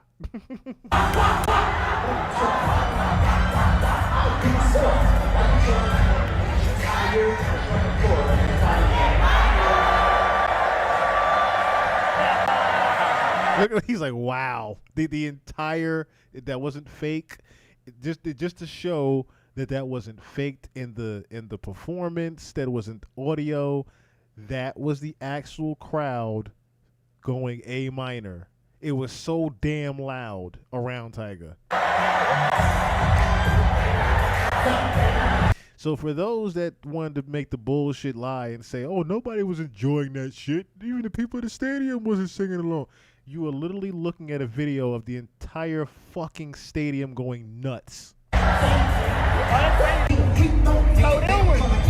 this song right here, then when he made, like, he was a little upset about everything that was going on, so he had to make them for the people. This is funny as hell, a comedian explaining to a white person that had no idea what was going on with the beef. Man, you know what I'm saying, for the culture. So he gonna be like, they not like us. They not like us. So he's saying like, they ain't like us. I think that was the one thing that nobody wanted to touch on last night, right? Forget the fact that majority of just white people hated the performance or didn't know what was going on. It's for the simple fact that Kendrick has never made records for them. On top of, this is the first time the Super Bowl has straight rap. It's usually a pop artist or rock artist. This is the first time it was straight rap shit that was going on. And they said just like that, this is rap shit. This is the first time rap. Like, you had to listen to the lyrics rap was at the Super Bowl. So, of course, you have a guy here who pretty much doesn't know what's going on because he probably doesn't listen to a single record of Kendrick Lamar's and doesn't even know anything from him, probably, but not like us and humble. Like, people on the other side be doing what they be doing, but sometimes you gotta pop out and show them, you feel me?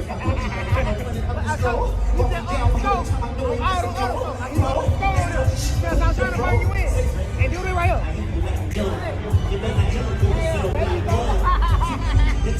Man, he's teaching him a dance. That's funny.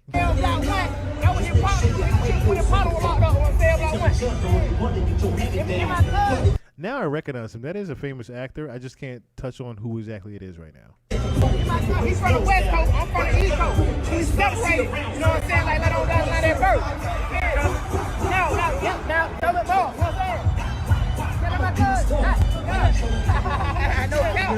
Hey. Yes, Desi Banks. Now, remember, I'm not going to play the clip, but there's actually a clip going around of Desi Banks pretty much being warned to stay away from Diddy and stay away from Diddy after parties. So this is pretty much funny here, too. Hey, man, you feel me? When he was raining and I was in the studio, I was like, that's a win. You feel me? No, he didn't just say he was in the studio with him. They not like us. They not like us. You feel me? You gotta do like this. They not like us. They not like us. They not like us. Are you lying? Stay away. Stay away. I go by the way. You finna turn it off now. He loved muscle when he was a kid. You don't leak shit, y'all. I told y'all what's gonna happen if it happened. Like, yo, nothing bigger than the chat. Let me tell you how I got that Kendrick's Super Bowl performance. I'm gonna call him Drake. This was kind of crazy too, right? Because Boosie, of course, did in Boosie fashion. Because Boosie took it upon himself to say that, I think I passed it now. He took it upon himself to say that all those people that pretty much, you know, there it is. Okay. So just imagining how Drake feel after boosting so many artists' careers with his features. Disgusting. And those same motherfuckers ain't got shit to say positive about this dude. That's weak. That's weak as fuck to me. On God, if I was Drake, nobody could ever get another feature from me. In which he would stand 10 toes down on that, and specifically, Drake stood 10 toes down on that.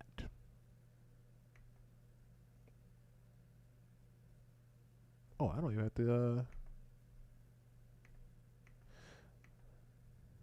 I thought I was going to keep this browser up. Good. I have to keep that browser up. That browser was getting on my nerves. So, 1 second. I do have that as well. Because this was just funny.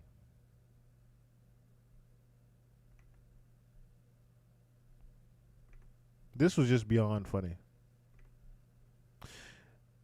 I think Drake heard Boosie. Loud and clear. Loud and clear. Because DJ Khaled last week would announce his new 14th studio album, Alarm of God, coming 2025. This is not my last album. This is my black album. I'm trying to say like Jay-Z said his black album, but what Jay-Z said his black album, right? When he pretty much retired from rap fakely for a little bit. But it was arguably one of Jay-Z's best albums, the Black Album, right? So J-Voice, Alarm of God, my 14th studio album, 2025. Alarm means the world. So world of God, Alarm of God. Now, I get what you mean, Alarm means world, but you also trying to say Lamb of God. I'm not stupid, Khaled. But you saying Alarm of God. God is love, God is unity, we the best. FYI, Drake's back to work, so am I. This is the one with 2 Drakes. Pretty much saying he got 2 Drake records in the tuck, I guess. For more, praise God. For more info, praise God. God is the greatest. All glory to God. New album 2025.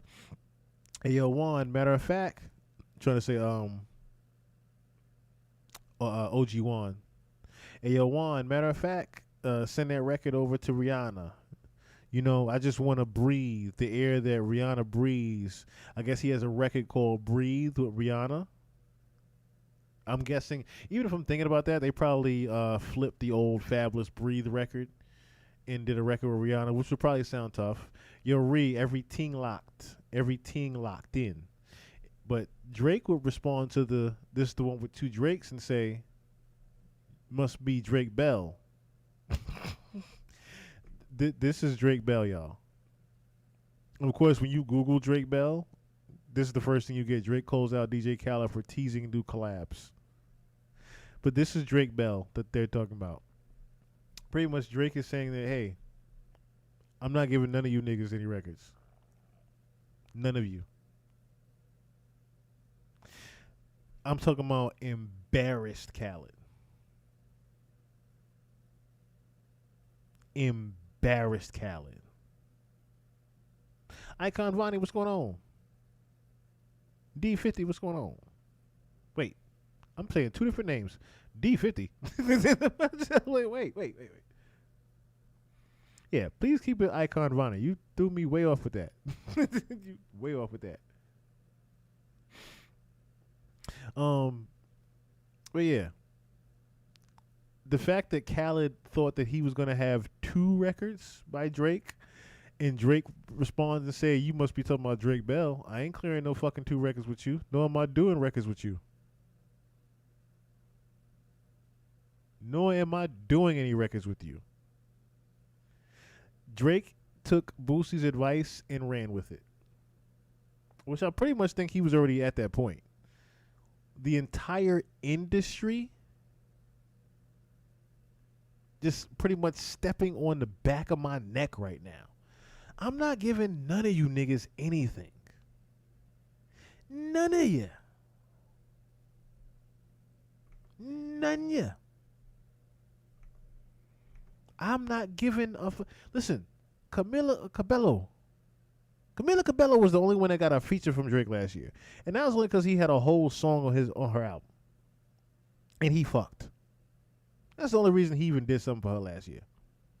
But everybody else...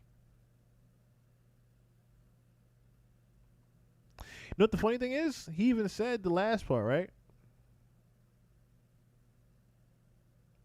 He even says this last album that's coming from him, this next album I should say, is going to be a one-on-one conversation.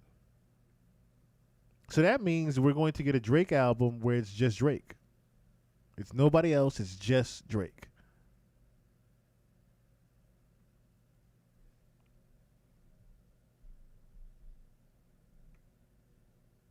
I need to know the backstory of why they hate Drake so much but not Diddy.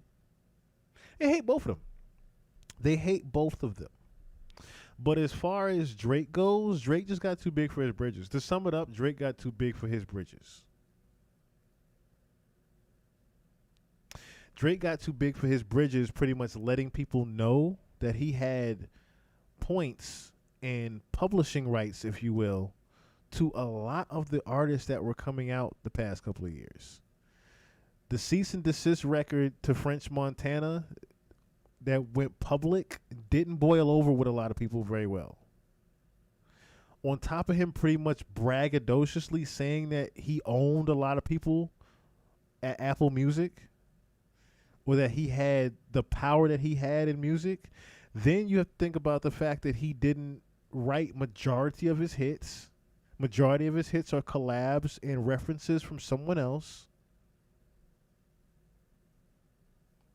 You have to think about the whole rumors of the pedophilia being circulated around, but no one actually saying anything. It was a few reasons why people hate Drake. And then him being the biggest artist in music, but it's not because of just his talent. That's the part that pissed people off. When everyone thought that Drake was this superhuman music artist making all of this great music by himself, and it wasn't. Then on top of the fact that he's making money off all of the artists, not just new, he was making money off even older artists. Then you're making money off new and older acts by having points on their albums and projects. Then you have the power to stop records now. Like I said, the whole cease and desist on French Montana's album not coming out. His album didn't come out. The movie about his mom. What about, I think it was some Khadijah. The movie about his mom that Drake and Diddy both executive produced did not come out anymore. It's a lot. To name a few things that Drake has done.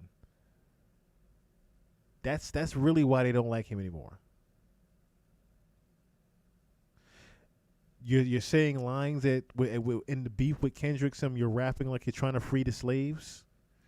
On top of everybody knows that you're Jewish. And the main reason that you're the big superstar in music is because you're Jewish. Yeah, it's a lot of reasons why they hate Drake. It's a lot of reasons why. Guy makes great music. Guy sounds amazing. Guy can rap. He can make some music. But it's the steroids that Drake started to be on. Thank you, Votmel. That's the icing on the cake. That is the icing on the cake. On top of you dating fucking nothing but 25 and under. On top of you dating Lotto's sister who's barely 18. You also fucking everybody in the industry's wife somehow.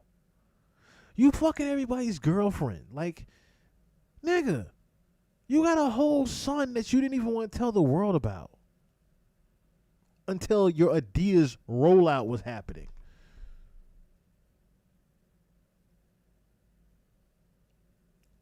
It's a lot. When you really want to think about why people hate, it's a lot. It's a lot of shit. You see Serena dancing on the goddamn stage. Well, the threats that Drake made to her husband. You see Serena dancing on the stage, crip walking. That's another thing. The collab album with Party, Drake's name isn't on the cover. Drake is doing all this promotion now. That's another thing that's pretty fucked up. All of a sudden, you doing a promotion, all this big ass promotion now for Party Next Door because you're the collab on the album. You ain't did shit for Party Next Door his whole career. Vori, who Mob Ties came from. This is why what's the damn? I'm drawing a blank now. The kid from Kentucky, the white boy from Kentucky. This is why he turned down the deal with you years ago, because he knew The Weeknd left also as well. I can't remember his damn name now because he ain't got no. He came and went. Okay. Another person that had a song with Drake, and then all of a sudden I don't hear from him no more. What's the goddamn rapper's name now from Kentucky? I don't know why I can't think of his damn name now.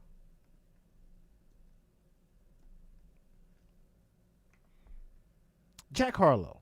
Fucking Jack Harlow. You get a record with Jack Harlow because Jack Harlow is supposed to be the new quote unquote you. All of a sudden, when people start saying Jack Harlow's the new you, we don't hear from Jack Harlow no fucking more. All of a sudden, the new Drake, Jack Harlow, who has all the big records, the glamorous records and all that, all of a sudden, the new Drake, you even did a record with Jack Harlow, which sounded like it was a bunch of throwaway rhymes that you put together.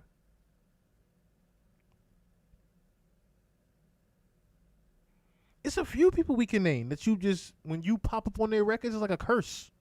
It's a goddamn curse. It don't uplift their career. It gives them a hit record, and we don't hear from them no more. Black Boy JB, you ain't heard shit from Black Boy JB since he did that one goddamn record dance in the studio. Look alive, look alive.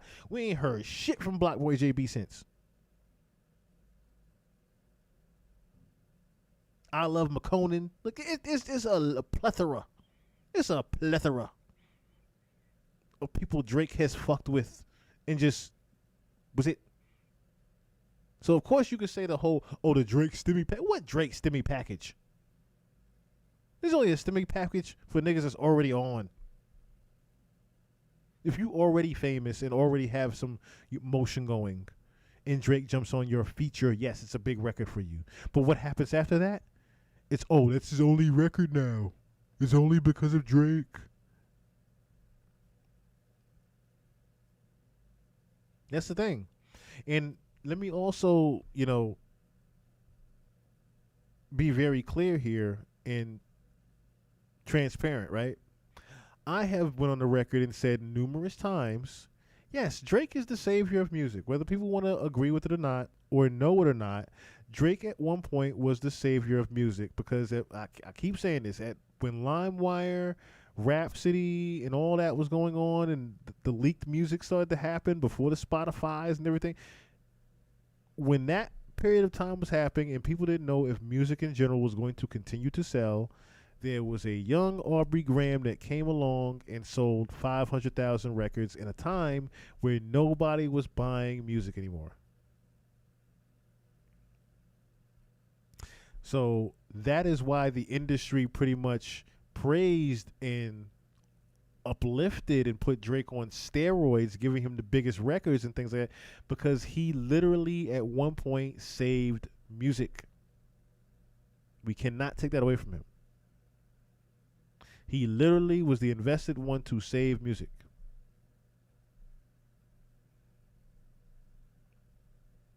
Right, there is no stimulus package. If Drake is the only one that benefits from it, that's my whole thing. Everybody keeps talking about this Drake stimmy package. There's no stimmy package if Drake is the only one that benefits from the stimmy. Let's really be honest there. He's the only one that benefits from the stimmy. So, again, I get if, Drake is not going to be doing any more features or records with anyone. Rightfully so. He shouldn't.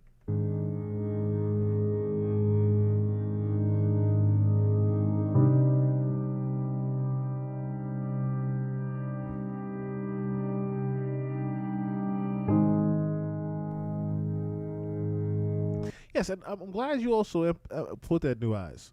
2009, 2010. We are talking about now 15 years ago. 15 whole fucking years ago. Ain't it funny how time flies like a motherfucker? But 15 years ago, Drake started to be the guy. Drake's 10-year run is up.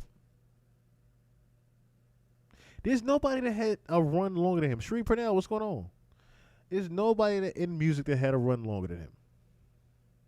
The only other person that could second him is Michael Jackson. That's it.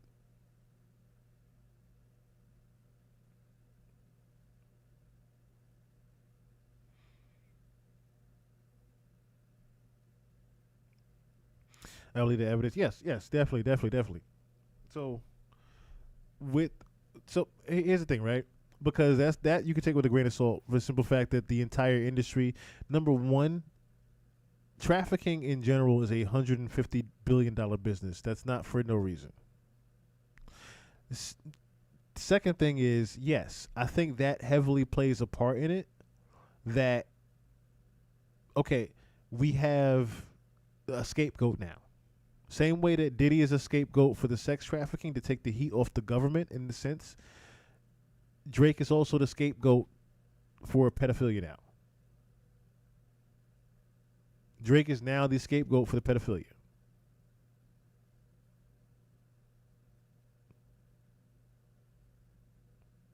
He is now both of them are scapegoats for something that the government's been doing.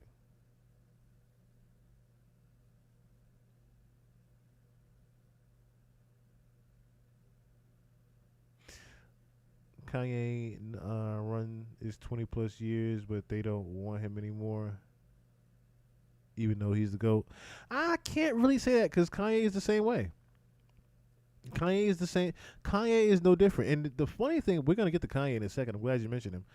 I think LL could rival his run. I could be wrong. Nah, I can't say that. I can't say that because there's a difference between being the number one guy and then being the guy among everyone else. Because you can say that for Jay, you can say that for X, you can say that for LL.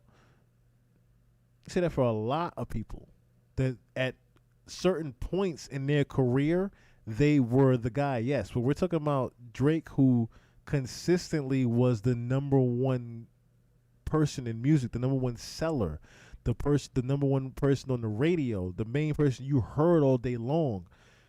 There's no one that had a 10 to 15 year consistent run like that. G, what's going on? There's no one else that had a long run like that. You can give majority rappers maybe 5 years max. Majority rappers, you can give 5 years maximum that they were the number one guy, that was undeniably the number one guy everyone wanted to be like, everyone wanted to do a record with or get a record from. No, Drake is, that's it. That's it. But yeah, let's continue this here real quick. So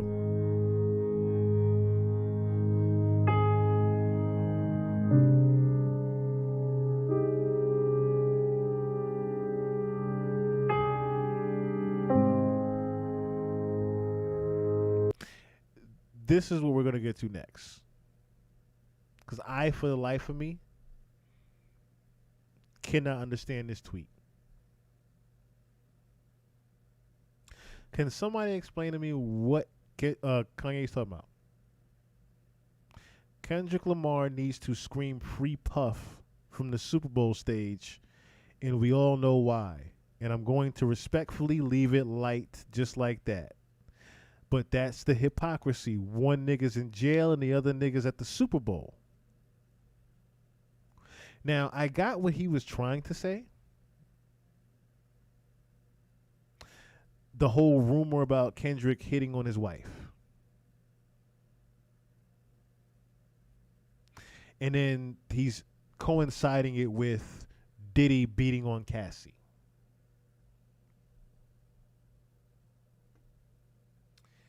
Like I said, this is where Ye starts to lose me. because it's not only those tweets, it's backed up with the other tweets that he does. Of course, we already looked at these here, but it's backed up with the other tweets that bothers me with him.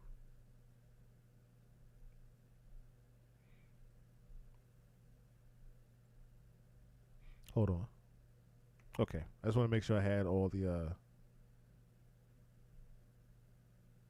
a good portion of these up, because it was a very confusing time. Very confusing time. And let me also conclude with saying Kendrick, amazing performance, amazing Super Bowl. God bless you, brother. I hope that's the real you.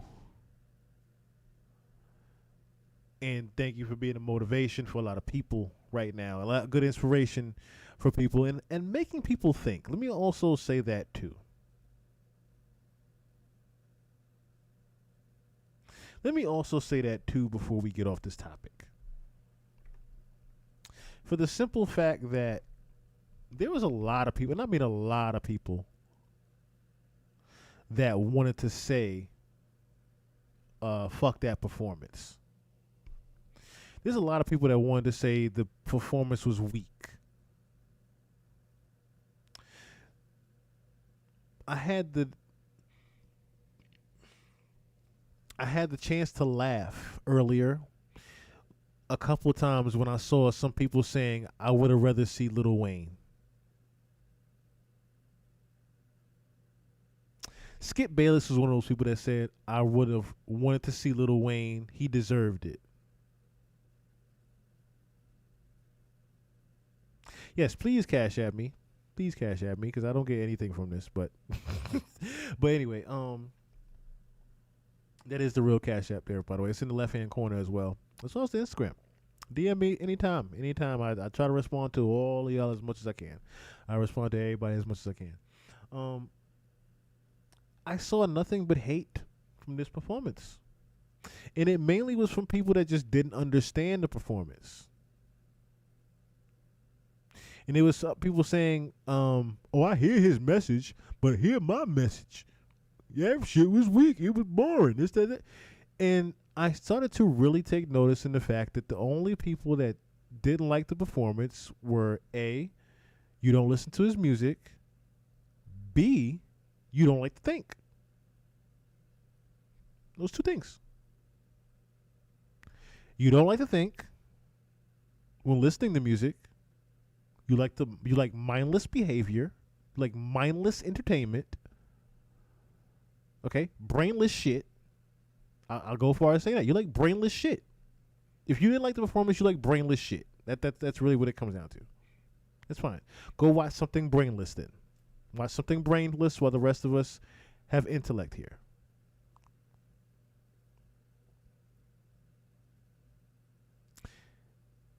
And for those of you that wanted to see Lil Wayne,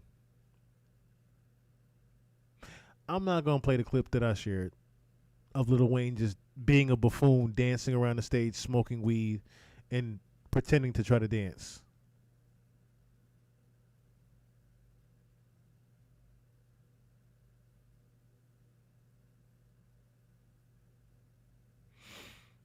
I just didn't understand why anybody would want to see Wayne.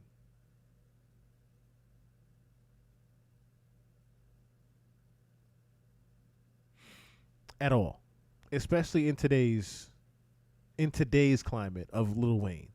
Lil Wayne maybe 5-10 years ago, yeah, you can make that argument.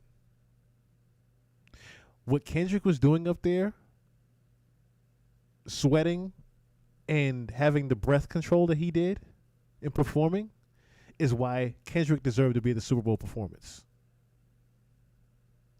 Lil Wayne has to now look at a teleprompter to remember his words.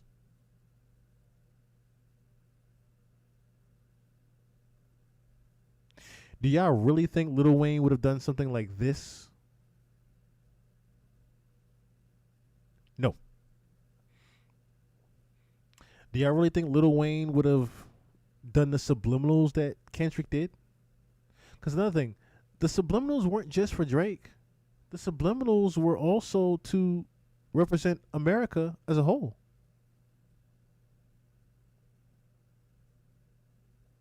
And looks like it now, New Eyes. And looks like it now, damn near. Right. My man didn't take the jacket off once. Breath control. Up there sweating bullets. Rapping his ass off. That's not something I don't think Wayne would have did. Yes, Wayne can rap his ass off, but we're talking about a very aged Wayne at that.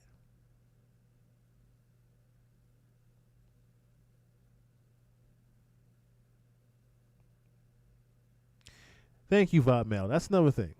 I didn't want to sit at home and listen to a background track. Because that's what I would have got with Wayne, a background track.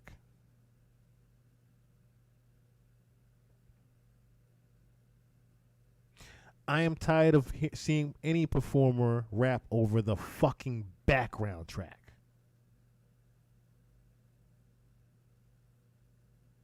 Oh, that was the funniest part. That was the funniest part, Sheree. Trump left mid-performance. Not mid-performance. He left mid-Super Bowl. He left, people say he left post this performance. Now, some people were saying that he left because of the performance, which I doubt that, because during the TV off, if you freeze it while he's doing TV off, you see Trump doing this. Literally saluting.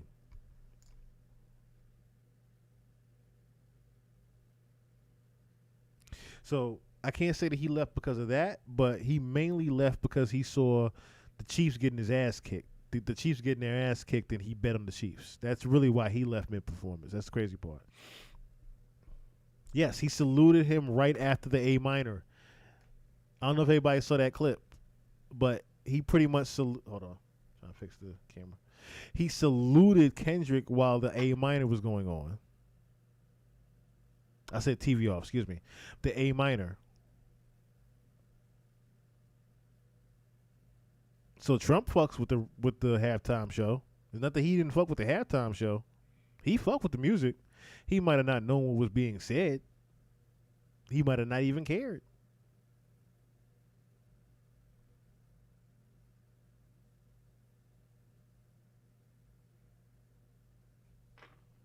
That's hilarious. New Eyes, I think a lot of people do. I think a lot of people forget that. Day by day, a lot of people forget that he is. I don't know if that's a good thing or a bad thing.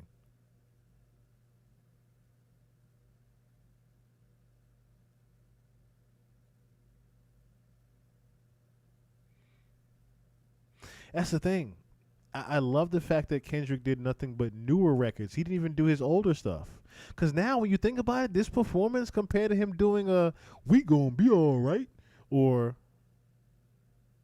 his older slaps, Mad City, it would have been so cliche.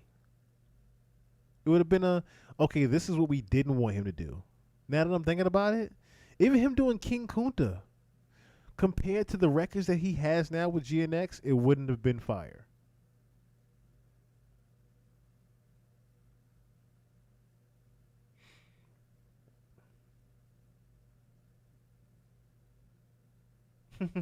Lil Wayne better work off that debit. They better work off the debit master clear for him.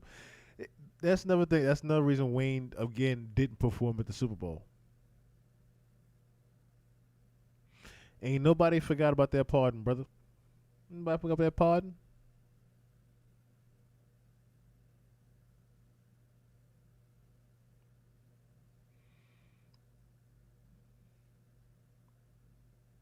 Yeah, everybody that's talking about it online isn't even congratulating Kendrick for the good show that he did.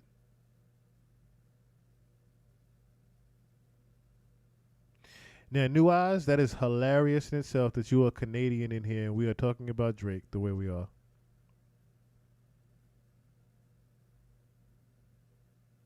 That is hilarious. That is hilarious, I must say. All right, once again, shout out to Kendrick Lamar. Shout out to the homie K. Dot. All right, so it's a little bit yeah, we 2.5 in already. All right, so before we cause I look at the Kanye topic, of course, and then a couple other things. Yeah, it's just the Kanye topic I had left. And you live in Toronto. I must know. How does the city like Drake? I must know now. How does the city like Drake? How does the city treat Drake? Because were you in attendance for that Drake lookalike contest that they did in Toronto? I don't believe you probably weren't, but they did a lookalike contest of him. How do they actually feel about him in Toronto? That's all I want to know. How do they actually feel about him in Toronto? I would think that the internet is just, exaggerating it, but I would not think that his hometown hates him. Regardless of what is rumored about him, I would never think his own hometown hates him.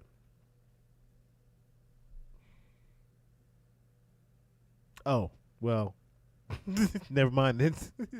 It's been for a long time. Okay. All right then. All right.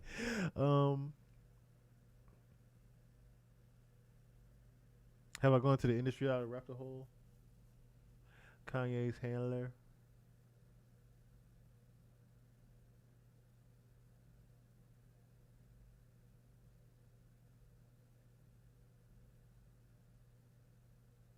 Oh. No. Yeah, we covered that a while ago. We covered that the doctor that said he was gonna put him back in Zion. Yeah, we covered that a while. I'll actually I'll pull that up. If you don't remember it, I'll pull it up to show you. But yeah, we did a whole thing on Kanye. That's why I don't care to go all the way back in time with Kanye. Because like I said, we already did the deep dive on him. From before, when I thought that his life was in danger and they were preparing him for death. I still think that they are definitely preparing him for death now, with all the outrage that he's doing.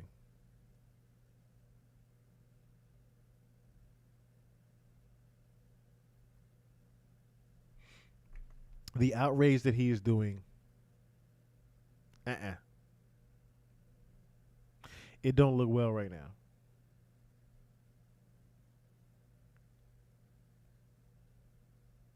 So let's look at this real quick, right?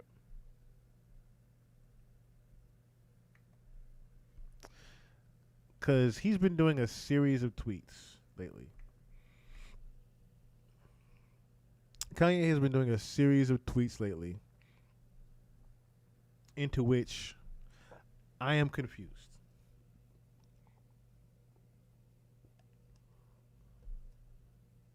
I'm highly confused. Because he's tweeting Donald Trump, "Please free my brother Puff."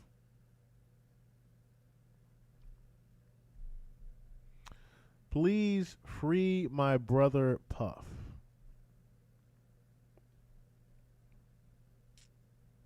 Why are you asking this to free Diddy, Kanye? All of a sudden you want him to be free.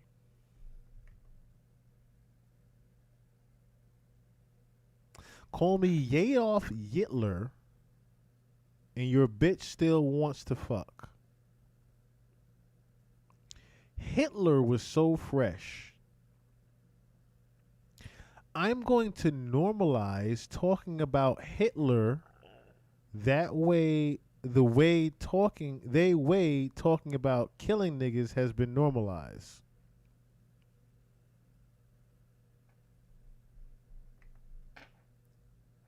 That's a different one. Hold on. We'll not do that. These are just some of the tweets.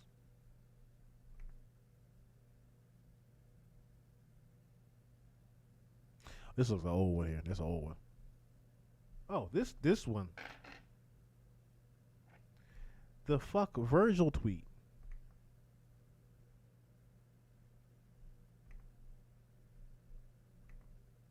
Like, I couldn't believe I was reading that. Is it time for the culture to mute Ye? Yeah. When you doing that, and look, someone even a DJ, fellow DJs, what we doing with dude, man? I'm just curious on how y'all are handling this. You still playing his music, buying his merch, going to his shows? I think I'm out of this Kanye business completely. Fuck Virgil, bro. Really? Like, I can't. This one was like. This is like if Little Kim said fuck Biggie. Him saying fuck Virgil is like Kim saying fuck Biggie Smalls. Number one, Virgil has passed away. For those that don't know who Virgil is,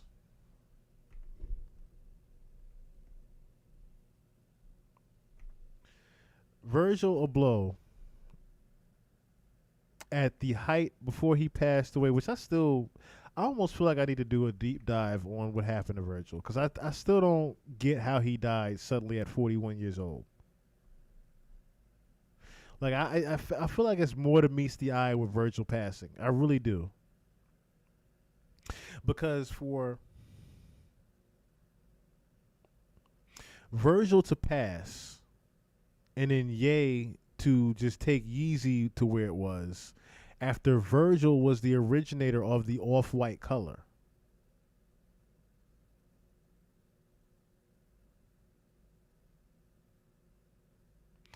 Virgil is the originator of the off-white color, the Yeezy design, and everything to do with Yeezy's fashion. Virgil is the launch pad to everything that Kanye is fucking doing right now.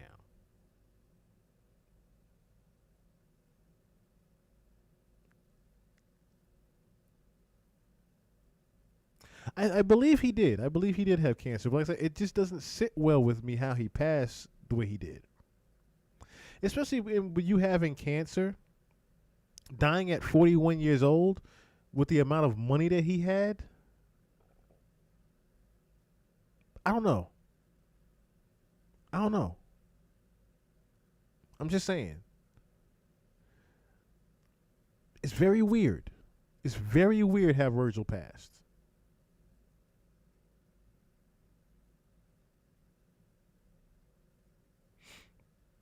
Yes, that's the thing. The amount of power and fashion influence Virgil had. As if Virgil got more credit than Ye did. And Ye could feel that. And we all know how egotistical Kanye is of someone being mentioned in the same breath as him and being above him would bother Kanye. It would really bother him that Virgil is seen above him in fashion. I think that highly bothered him.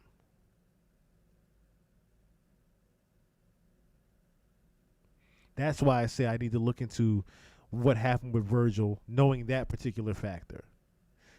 That Kanye pretty much didn't hit the launch pad he had with music, fashion, and business in general as a whole until he had Virgil.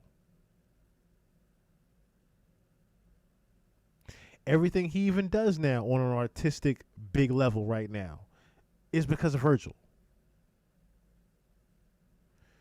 The whole thinking big, we got to do this and take the risk and do that. Virgil. Even down to the way he does the shows. Even down to the way Even down to the way he does the... Hold on one second. The way he does the shows... forget it. It's because that wire that got knocked out earlier.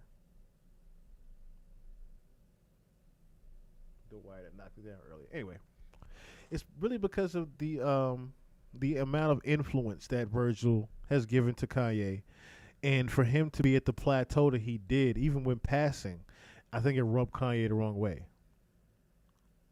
That's why he has the cojones to say something like "fuck Virgil." And if you really want to be honest, I mean, if you really think about it, he really did, I think it's mainly because of the amount of, like I said, influence and power that Virgil had over him.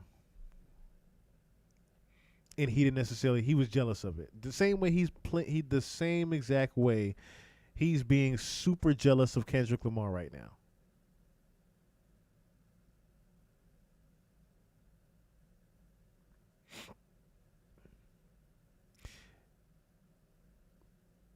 Yeah, I definitely see that too. I can see that too. Knowing how Diddy and Jay move, I would put it past it Kanye to pull the kind of game on Virgil. Yeah, because you see Kanye at whose 50th birthday party? You see Kanye at many of Diddy's birthday parties.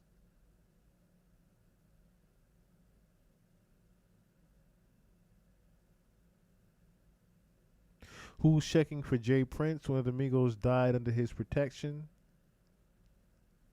I'm from around the way. No, because we've discussed Jay Prince on the show.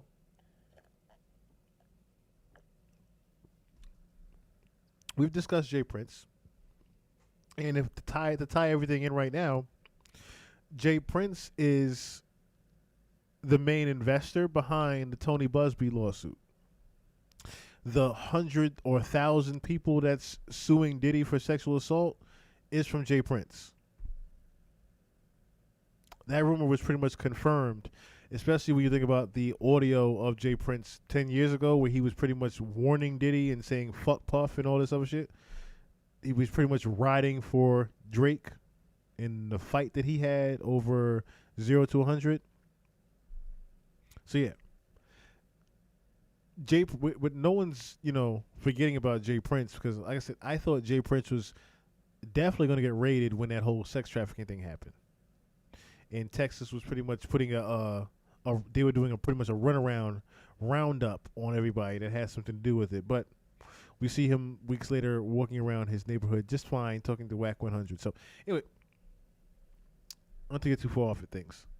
There's a lot of tweets. There were a lot of tweets. Now, also to note, they got rid of his Twitter. The Ye one's gone. The Kanye West one gone. All the stuff that he said, it no longer exists because the account was deactivated.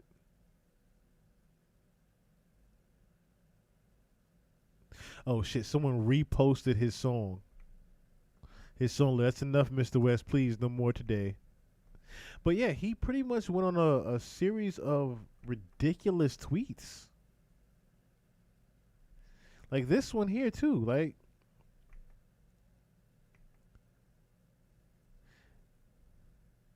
yeah, the Kendrick Lamar one, but then he followed it with, Puff is a way better dad than my dad and a way better dad than me. So not only were you dissing your own father, but bigging up a rapist, you're also saying that he's a better father to you? A better father than you? How does Little Northwest feel about you seeing these things? Like, it's beyond needing a straitjacket at this point. How does your daughter Northwest feel about you saying that Diddy in jail is a better dad than you? I'm just saying it. Like, your schizophrenia is not excused at this point.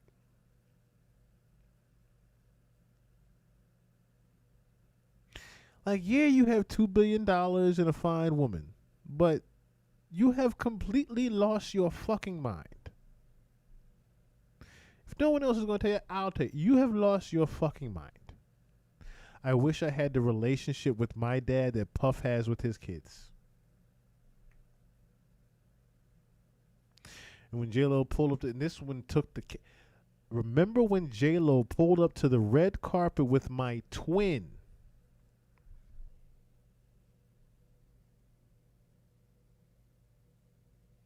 Twin?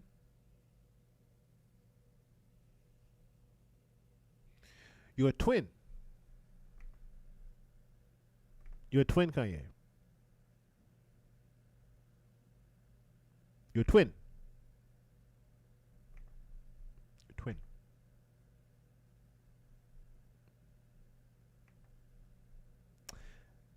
He followed up with, I like to thank Jews for making porn. I'm not being sarcastic. I love porn a lot. Yeah, we know you have an addiction. You calling Puff your twin rubs me the wrong way. No Diddy.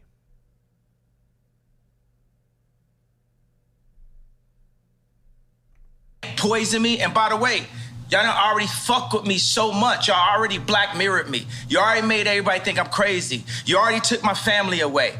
You already separated all my friends. I don't got no celebrity friends. Because when I was on TV, on Instagram saying, I don't know where my child is, and the Kardashians kidnapped my daughter in public, and I didn't have the address of my child, none of these niggas that want to say something Travis now. gave you the address, though? Travis gave me the address. Right. But as far as Meek Mills, Puff Daddy, whoever, none of these niggas, all you fake hard niggas, fuck you. Wait, hold on. Okay. All you fake hard niggas, fuck you.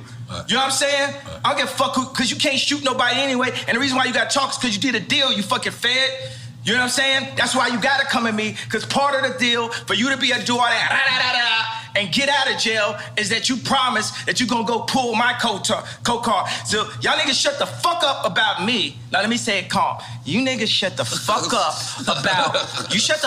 about Michael. Right. Did you just bump your head and forget you said that? You just forgot that you did a whole rant about Diddy being a fed?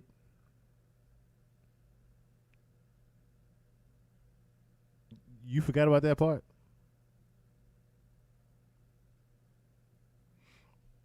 It's just mind-boggling to me how you forgot about you and Diddy literally having actual fisticuff beef at one point, and where Diddy was like, yo, just send me the address, man. I just want to talk. Diddy wasn't going to talk. Y'all two were at the point of pull up and whoop your ass at one point.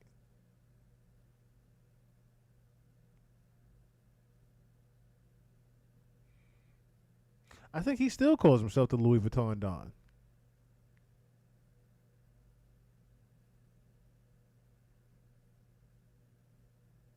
Oh, yeah, that's very evident. Kanye West and Ye are two different people. Because I don't know who this Ye nigga is. This Ye nigga running around got to go. This Ye running around got to go. He got to go. He running around doing all types of wild shit. I'm talking about he is going to get himself hurt. Like, we really being honest here? The fact that you got your Twitter deactivated because of how much dumb shit you were saying. Let's be honest with that. The amount of shit that you were saying.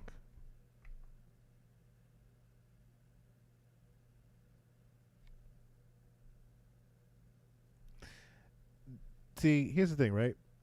While everybody's thinking he got the Twitter deactivated for the Virgil and the Puff line. No. Let me show y'all why he really... And Ye deletes Twitter account after days-long misogynistic, anti-Semitic spree, thanks Elon Musk for allowing him to vent.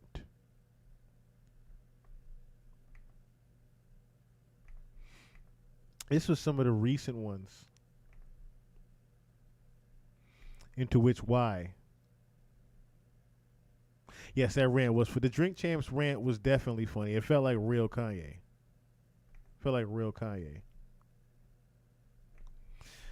Be clear, you Jewish niggas don't run me no more. This is a free country, and this is my free opinion.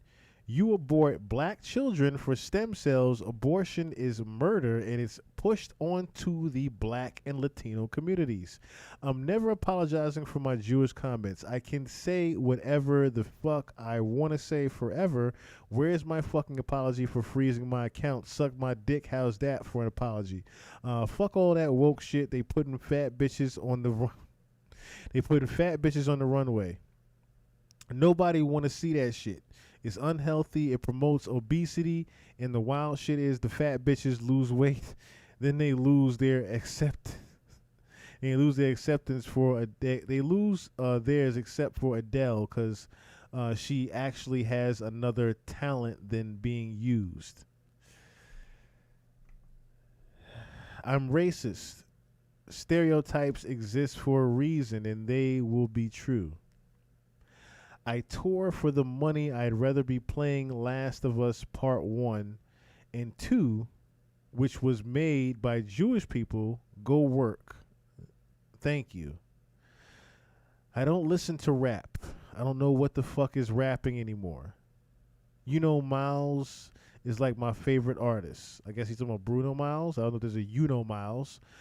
I'm a 47-year-old billionaire. Shut the fuck up. I'm a 47-year-old billionaire. Why the fuck would I listen to rap?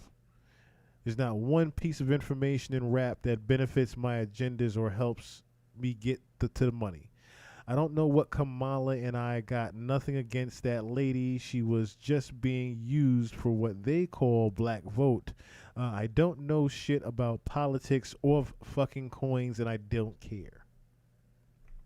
It's just some of the weird bullshit that he's tweeting.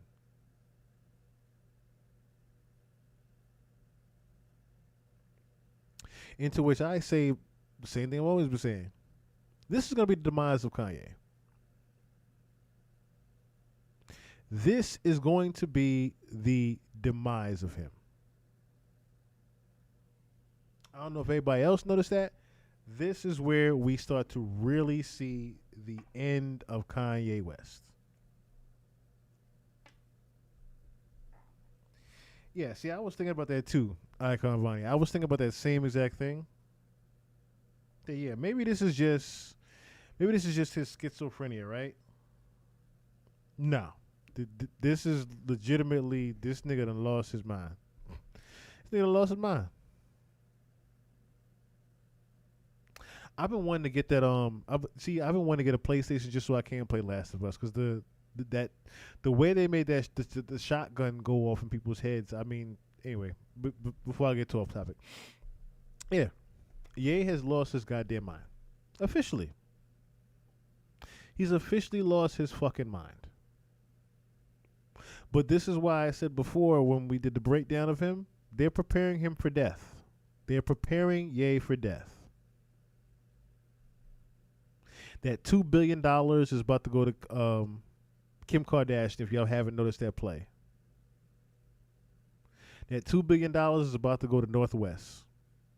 If y'all haven't caught that play. Y'all think he just all of a sudden got $2 billion back after they took it away from him? Y'all think just all of a sudden he got $2 billion now, right? And he crashing out. They gave him the money back because he's about to die. And the crazy thing, like I said, he said before that he's, because Justin LeBoy asked, I don't need to play the interview because I don't want to even run into that copyright. In the Justin LeBoy interview, Justin LeBoy legitimately asked him, yo, do you wish it was you? In regards to the Drake and Kendrick beef. And he said, well, you don't have no villain to go against no more. I thought about that heavily, that line right there. You don't got the villain to go against no more. You don't have a villain to go against. Pretty much the stance on music that you were taking, Kendrick has already beat you to the punch, Ye, and you're pissed off about it. You're jealous of it. You're jealous of it. Absolutely jealous of it. This is Joker crashing out because he doesn't have Batman.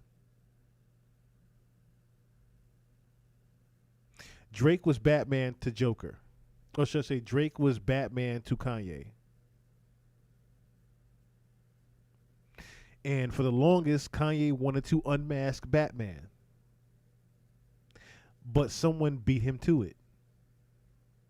So now he has to crash out about everything he can. Because you know why? Because he can't use Drake's name to make him bigger anymore.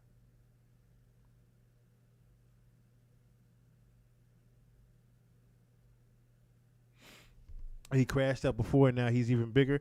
Not necessarily. He's crashing out because he has to use the rage marketing and gain some type of attention. When Kanye is at the center of attention, it bothers him. It bothers him. It really bothers him when he's at the center of attention. Understand this. We are still talking. Rest in peace to Donda West. We are still talking about a mama's boy at the end of the day. Keep that in mind. We are still talking about a mama's boy who harnessed the attention of people in general. So, the look at me, look what I'm saying, look what I'm doing disease is not new to Kanye.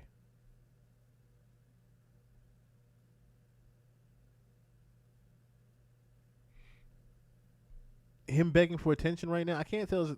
Blood this. The album that supposedly came out with him and Ty Dolla $ign recently done came and went already.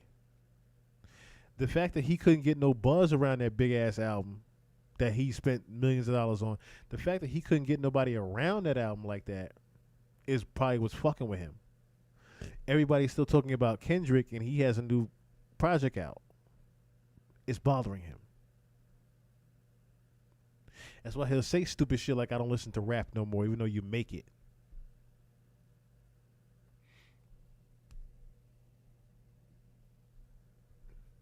You make rap, but you don't listen to it no more. So who's mixing, mastering the record? They're not gonna off Ye. He better for them alive than. Thank you, Larry Love, also for the super chat, for the 499 super chat. I greatly appreciate that. They're not gonna off him. He better for them alive than not. He's a walking example to the black elite. This is what happens when you color out of the line. I agree with you to a certain extent. The reason why is because they don't need him anymore. They don't need Ye anymore. He's not that beneficial to him. He was at one point. He was at one point, but they don't need him anymore. They don't need him for anything.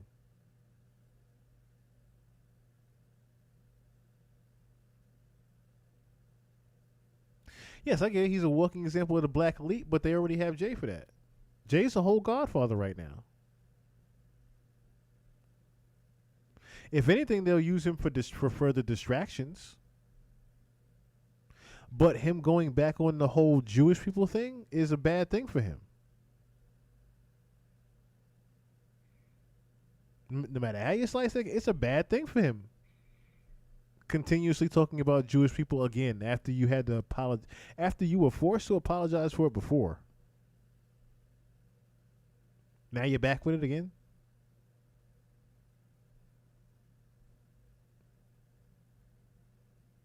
Yeah, exactly. If you're making money for them, one thing, but if you're costing us money, that's a whole other thing. Yes. King Los. Now, he's another one. He's another one like Machine Gun Kelly. I would like for him to say what he saw at Bad Boy. Even though I don't think King Los saw anything. I don't think King Los saw anything for the simple fact that he would have been a bigger star at Bad Boy had he saw something. But King Los, I will never take anything away from his rapping ability. King Los is a phenomenal rapper. What he did on the Kid Ink record is amazing. Him rapping, period, in general, is amazing.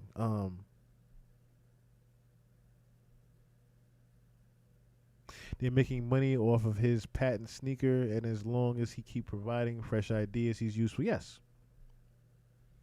Absolutely. He's very useful in the fashion sense, but as far as the cultural sense, he's not that useful anymore.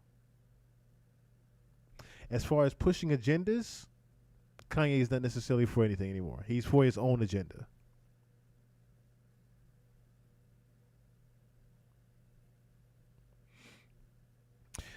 Well, aside from $2.2 billion, they benefit a lot from him passing.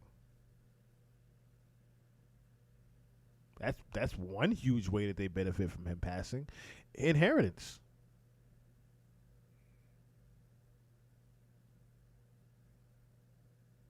the inheritance to the kids. Nothing's going to Bianca. I don't think anything is going to Bianca.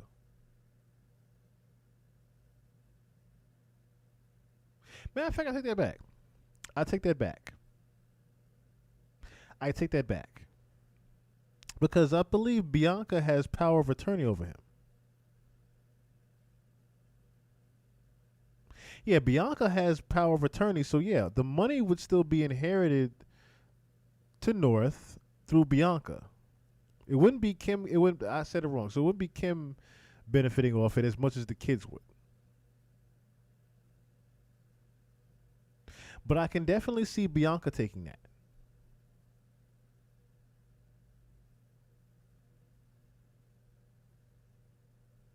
And that's only because, like I said, Bianca has the power of attorney over Kanye.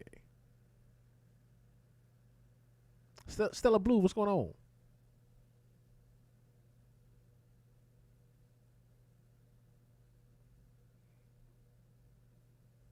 It is.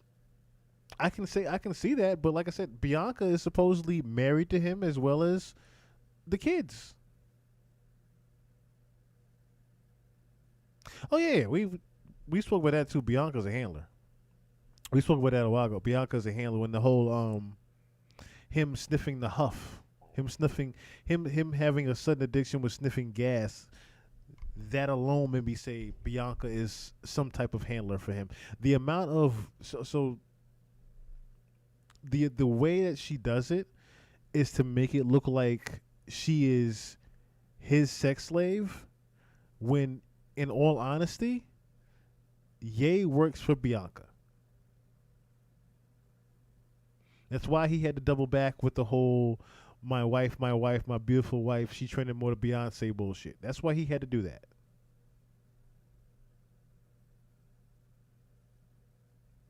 Yes, Bianca is not broke. Bianca's not broke, and neither is her family. Her family is far from broke.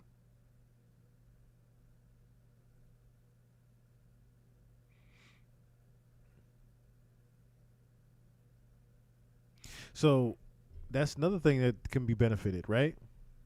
Not Kim Kardashian. See, this thing, Kim Kardashian doesn't necessarily benefit money-wise from Ye passing.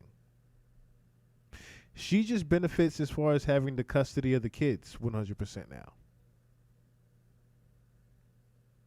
But as far as the money goes, Ye's money goes to Bianca and the kids.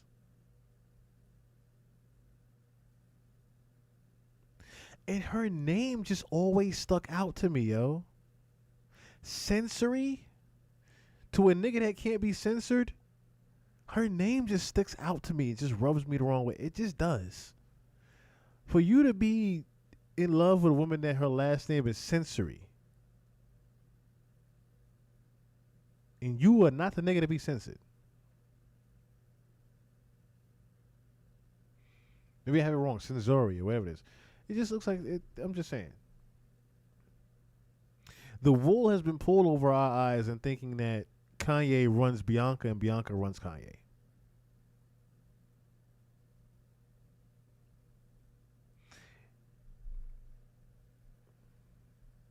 Yes, that's another thing, Lulu.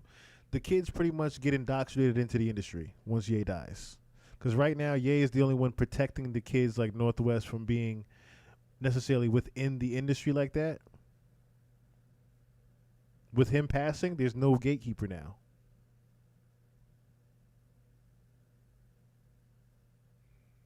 There's no gatekeeper.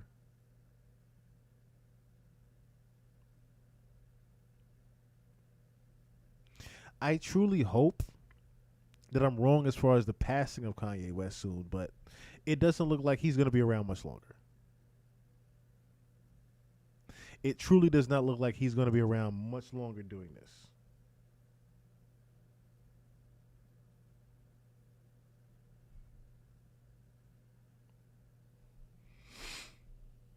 All right.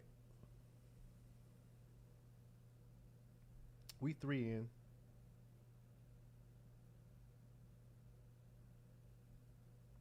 We 3 in. I was looking at I'll probably do it tomorrow, but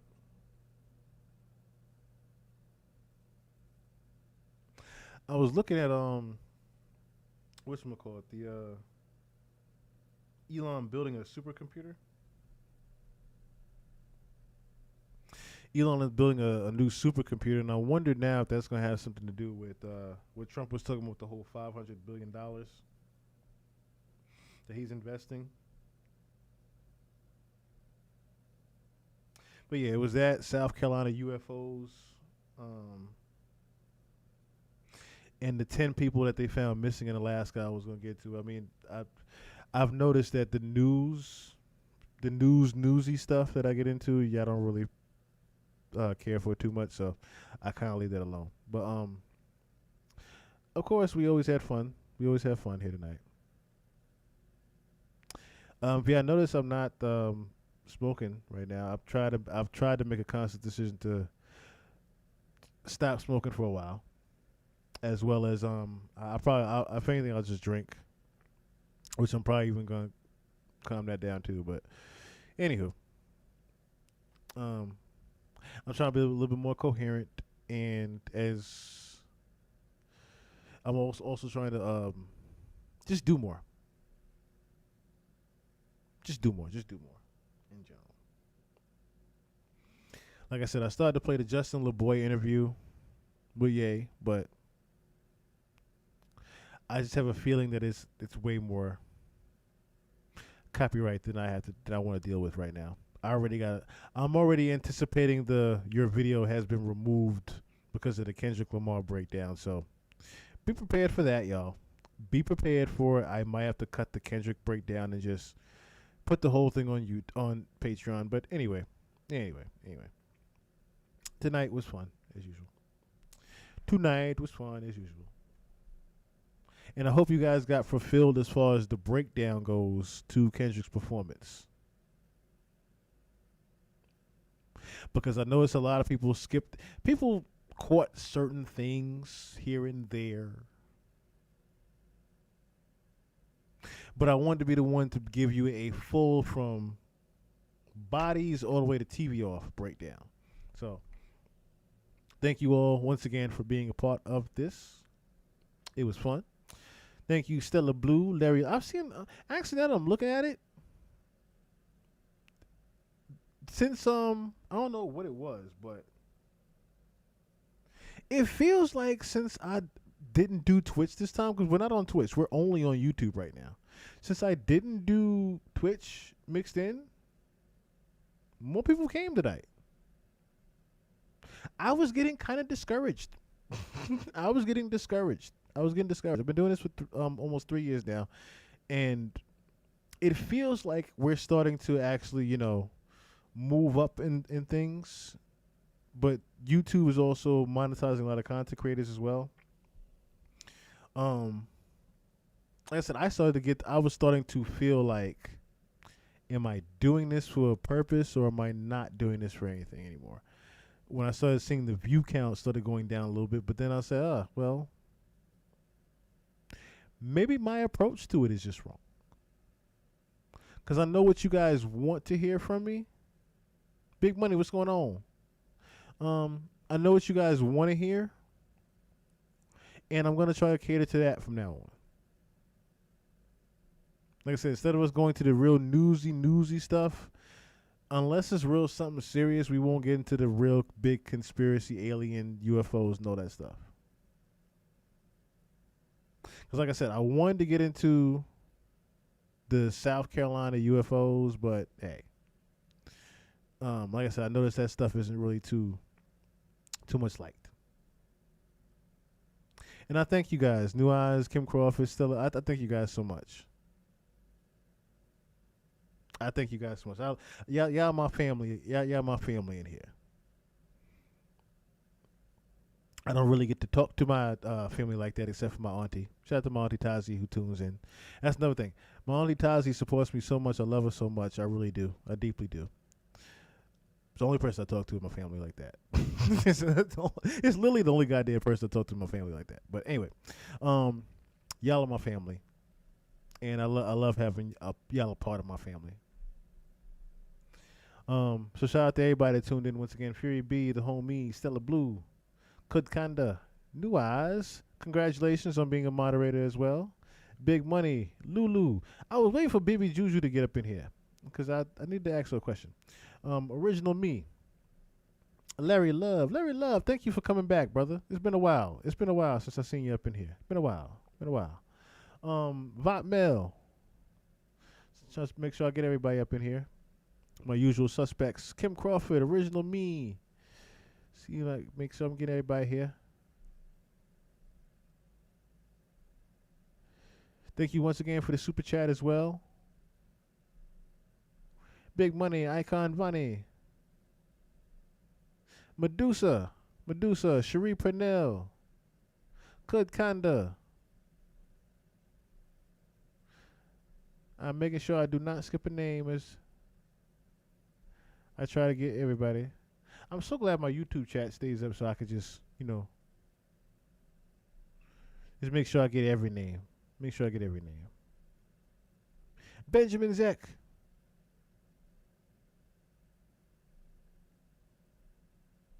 DJ Big Gang.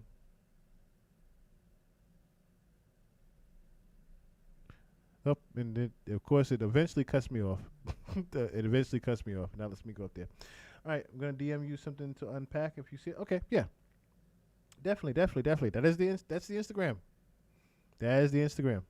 That's the Cash App on the left. That's the Instagram in the middle. And that's my Twitch on the right. So if I ever am banned from here again, follow that link, Chill Murray. Go to the Twitch.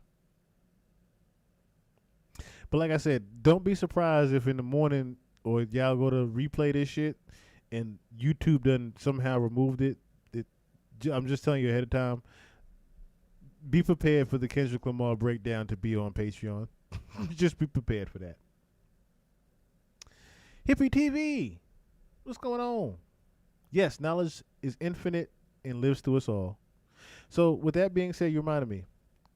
Keep your third eye open and your head on a swivel.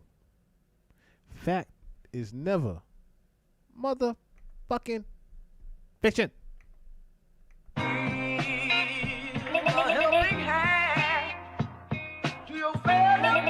Until next time, as always.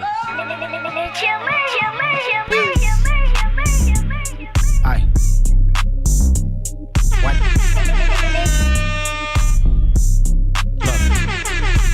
What they talking about? They ain't talking about nothing. What they talking about? They ain't talking about nothing. What they talking about? They ain't talking about nothing. What they talking about? They ain't talking about nothing.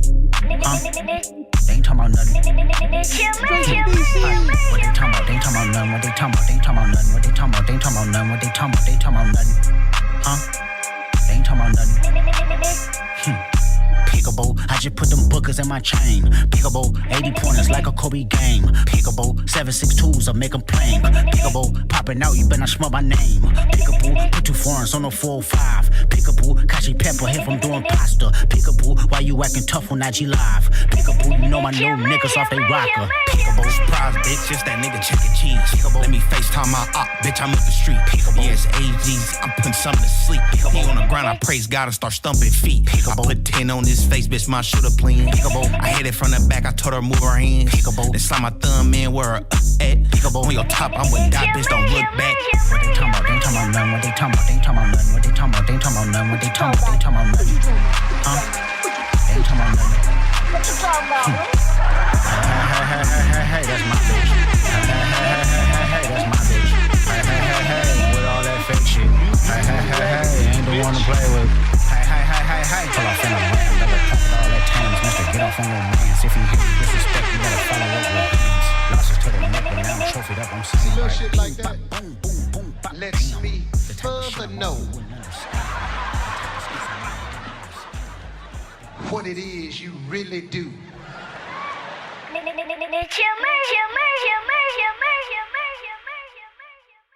Bullshit.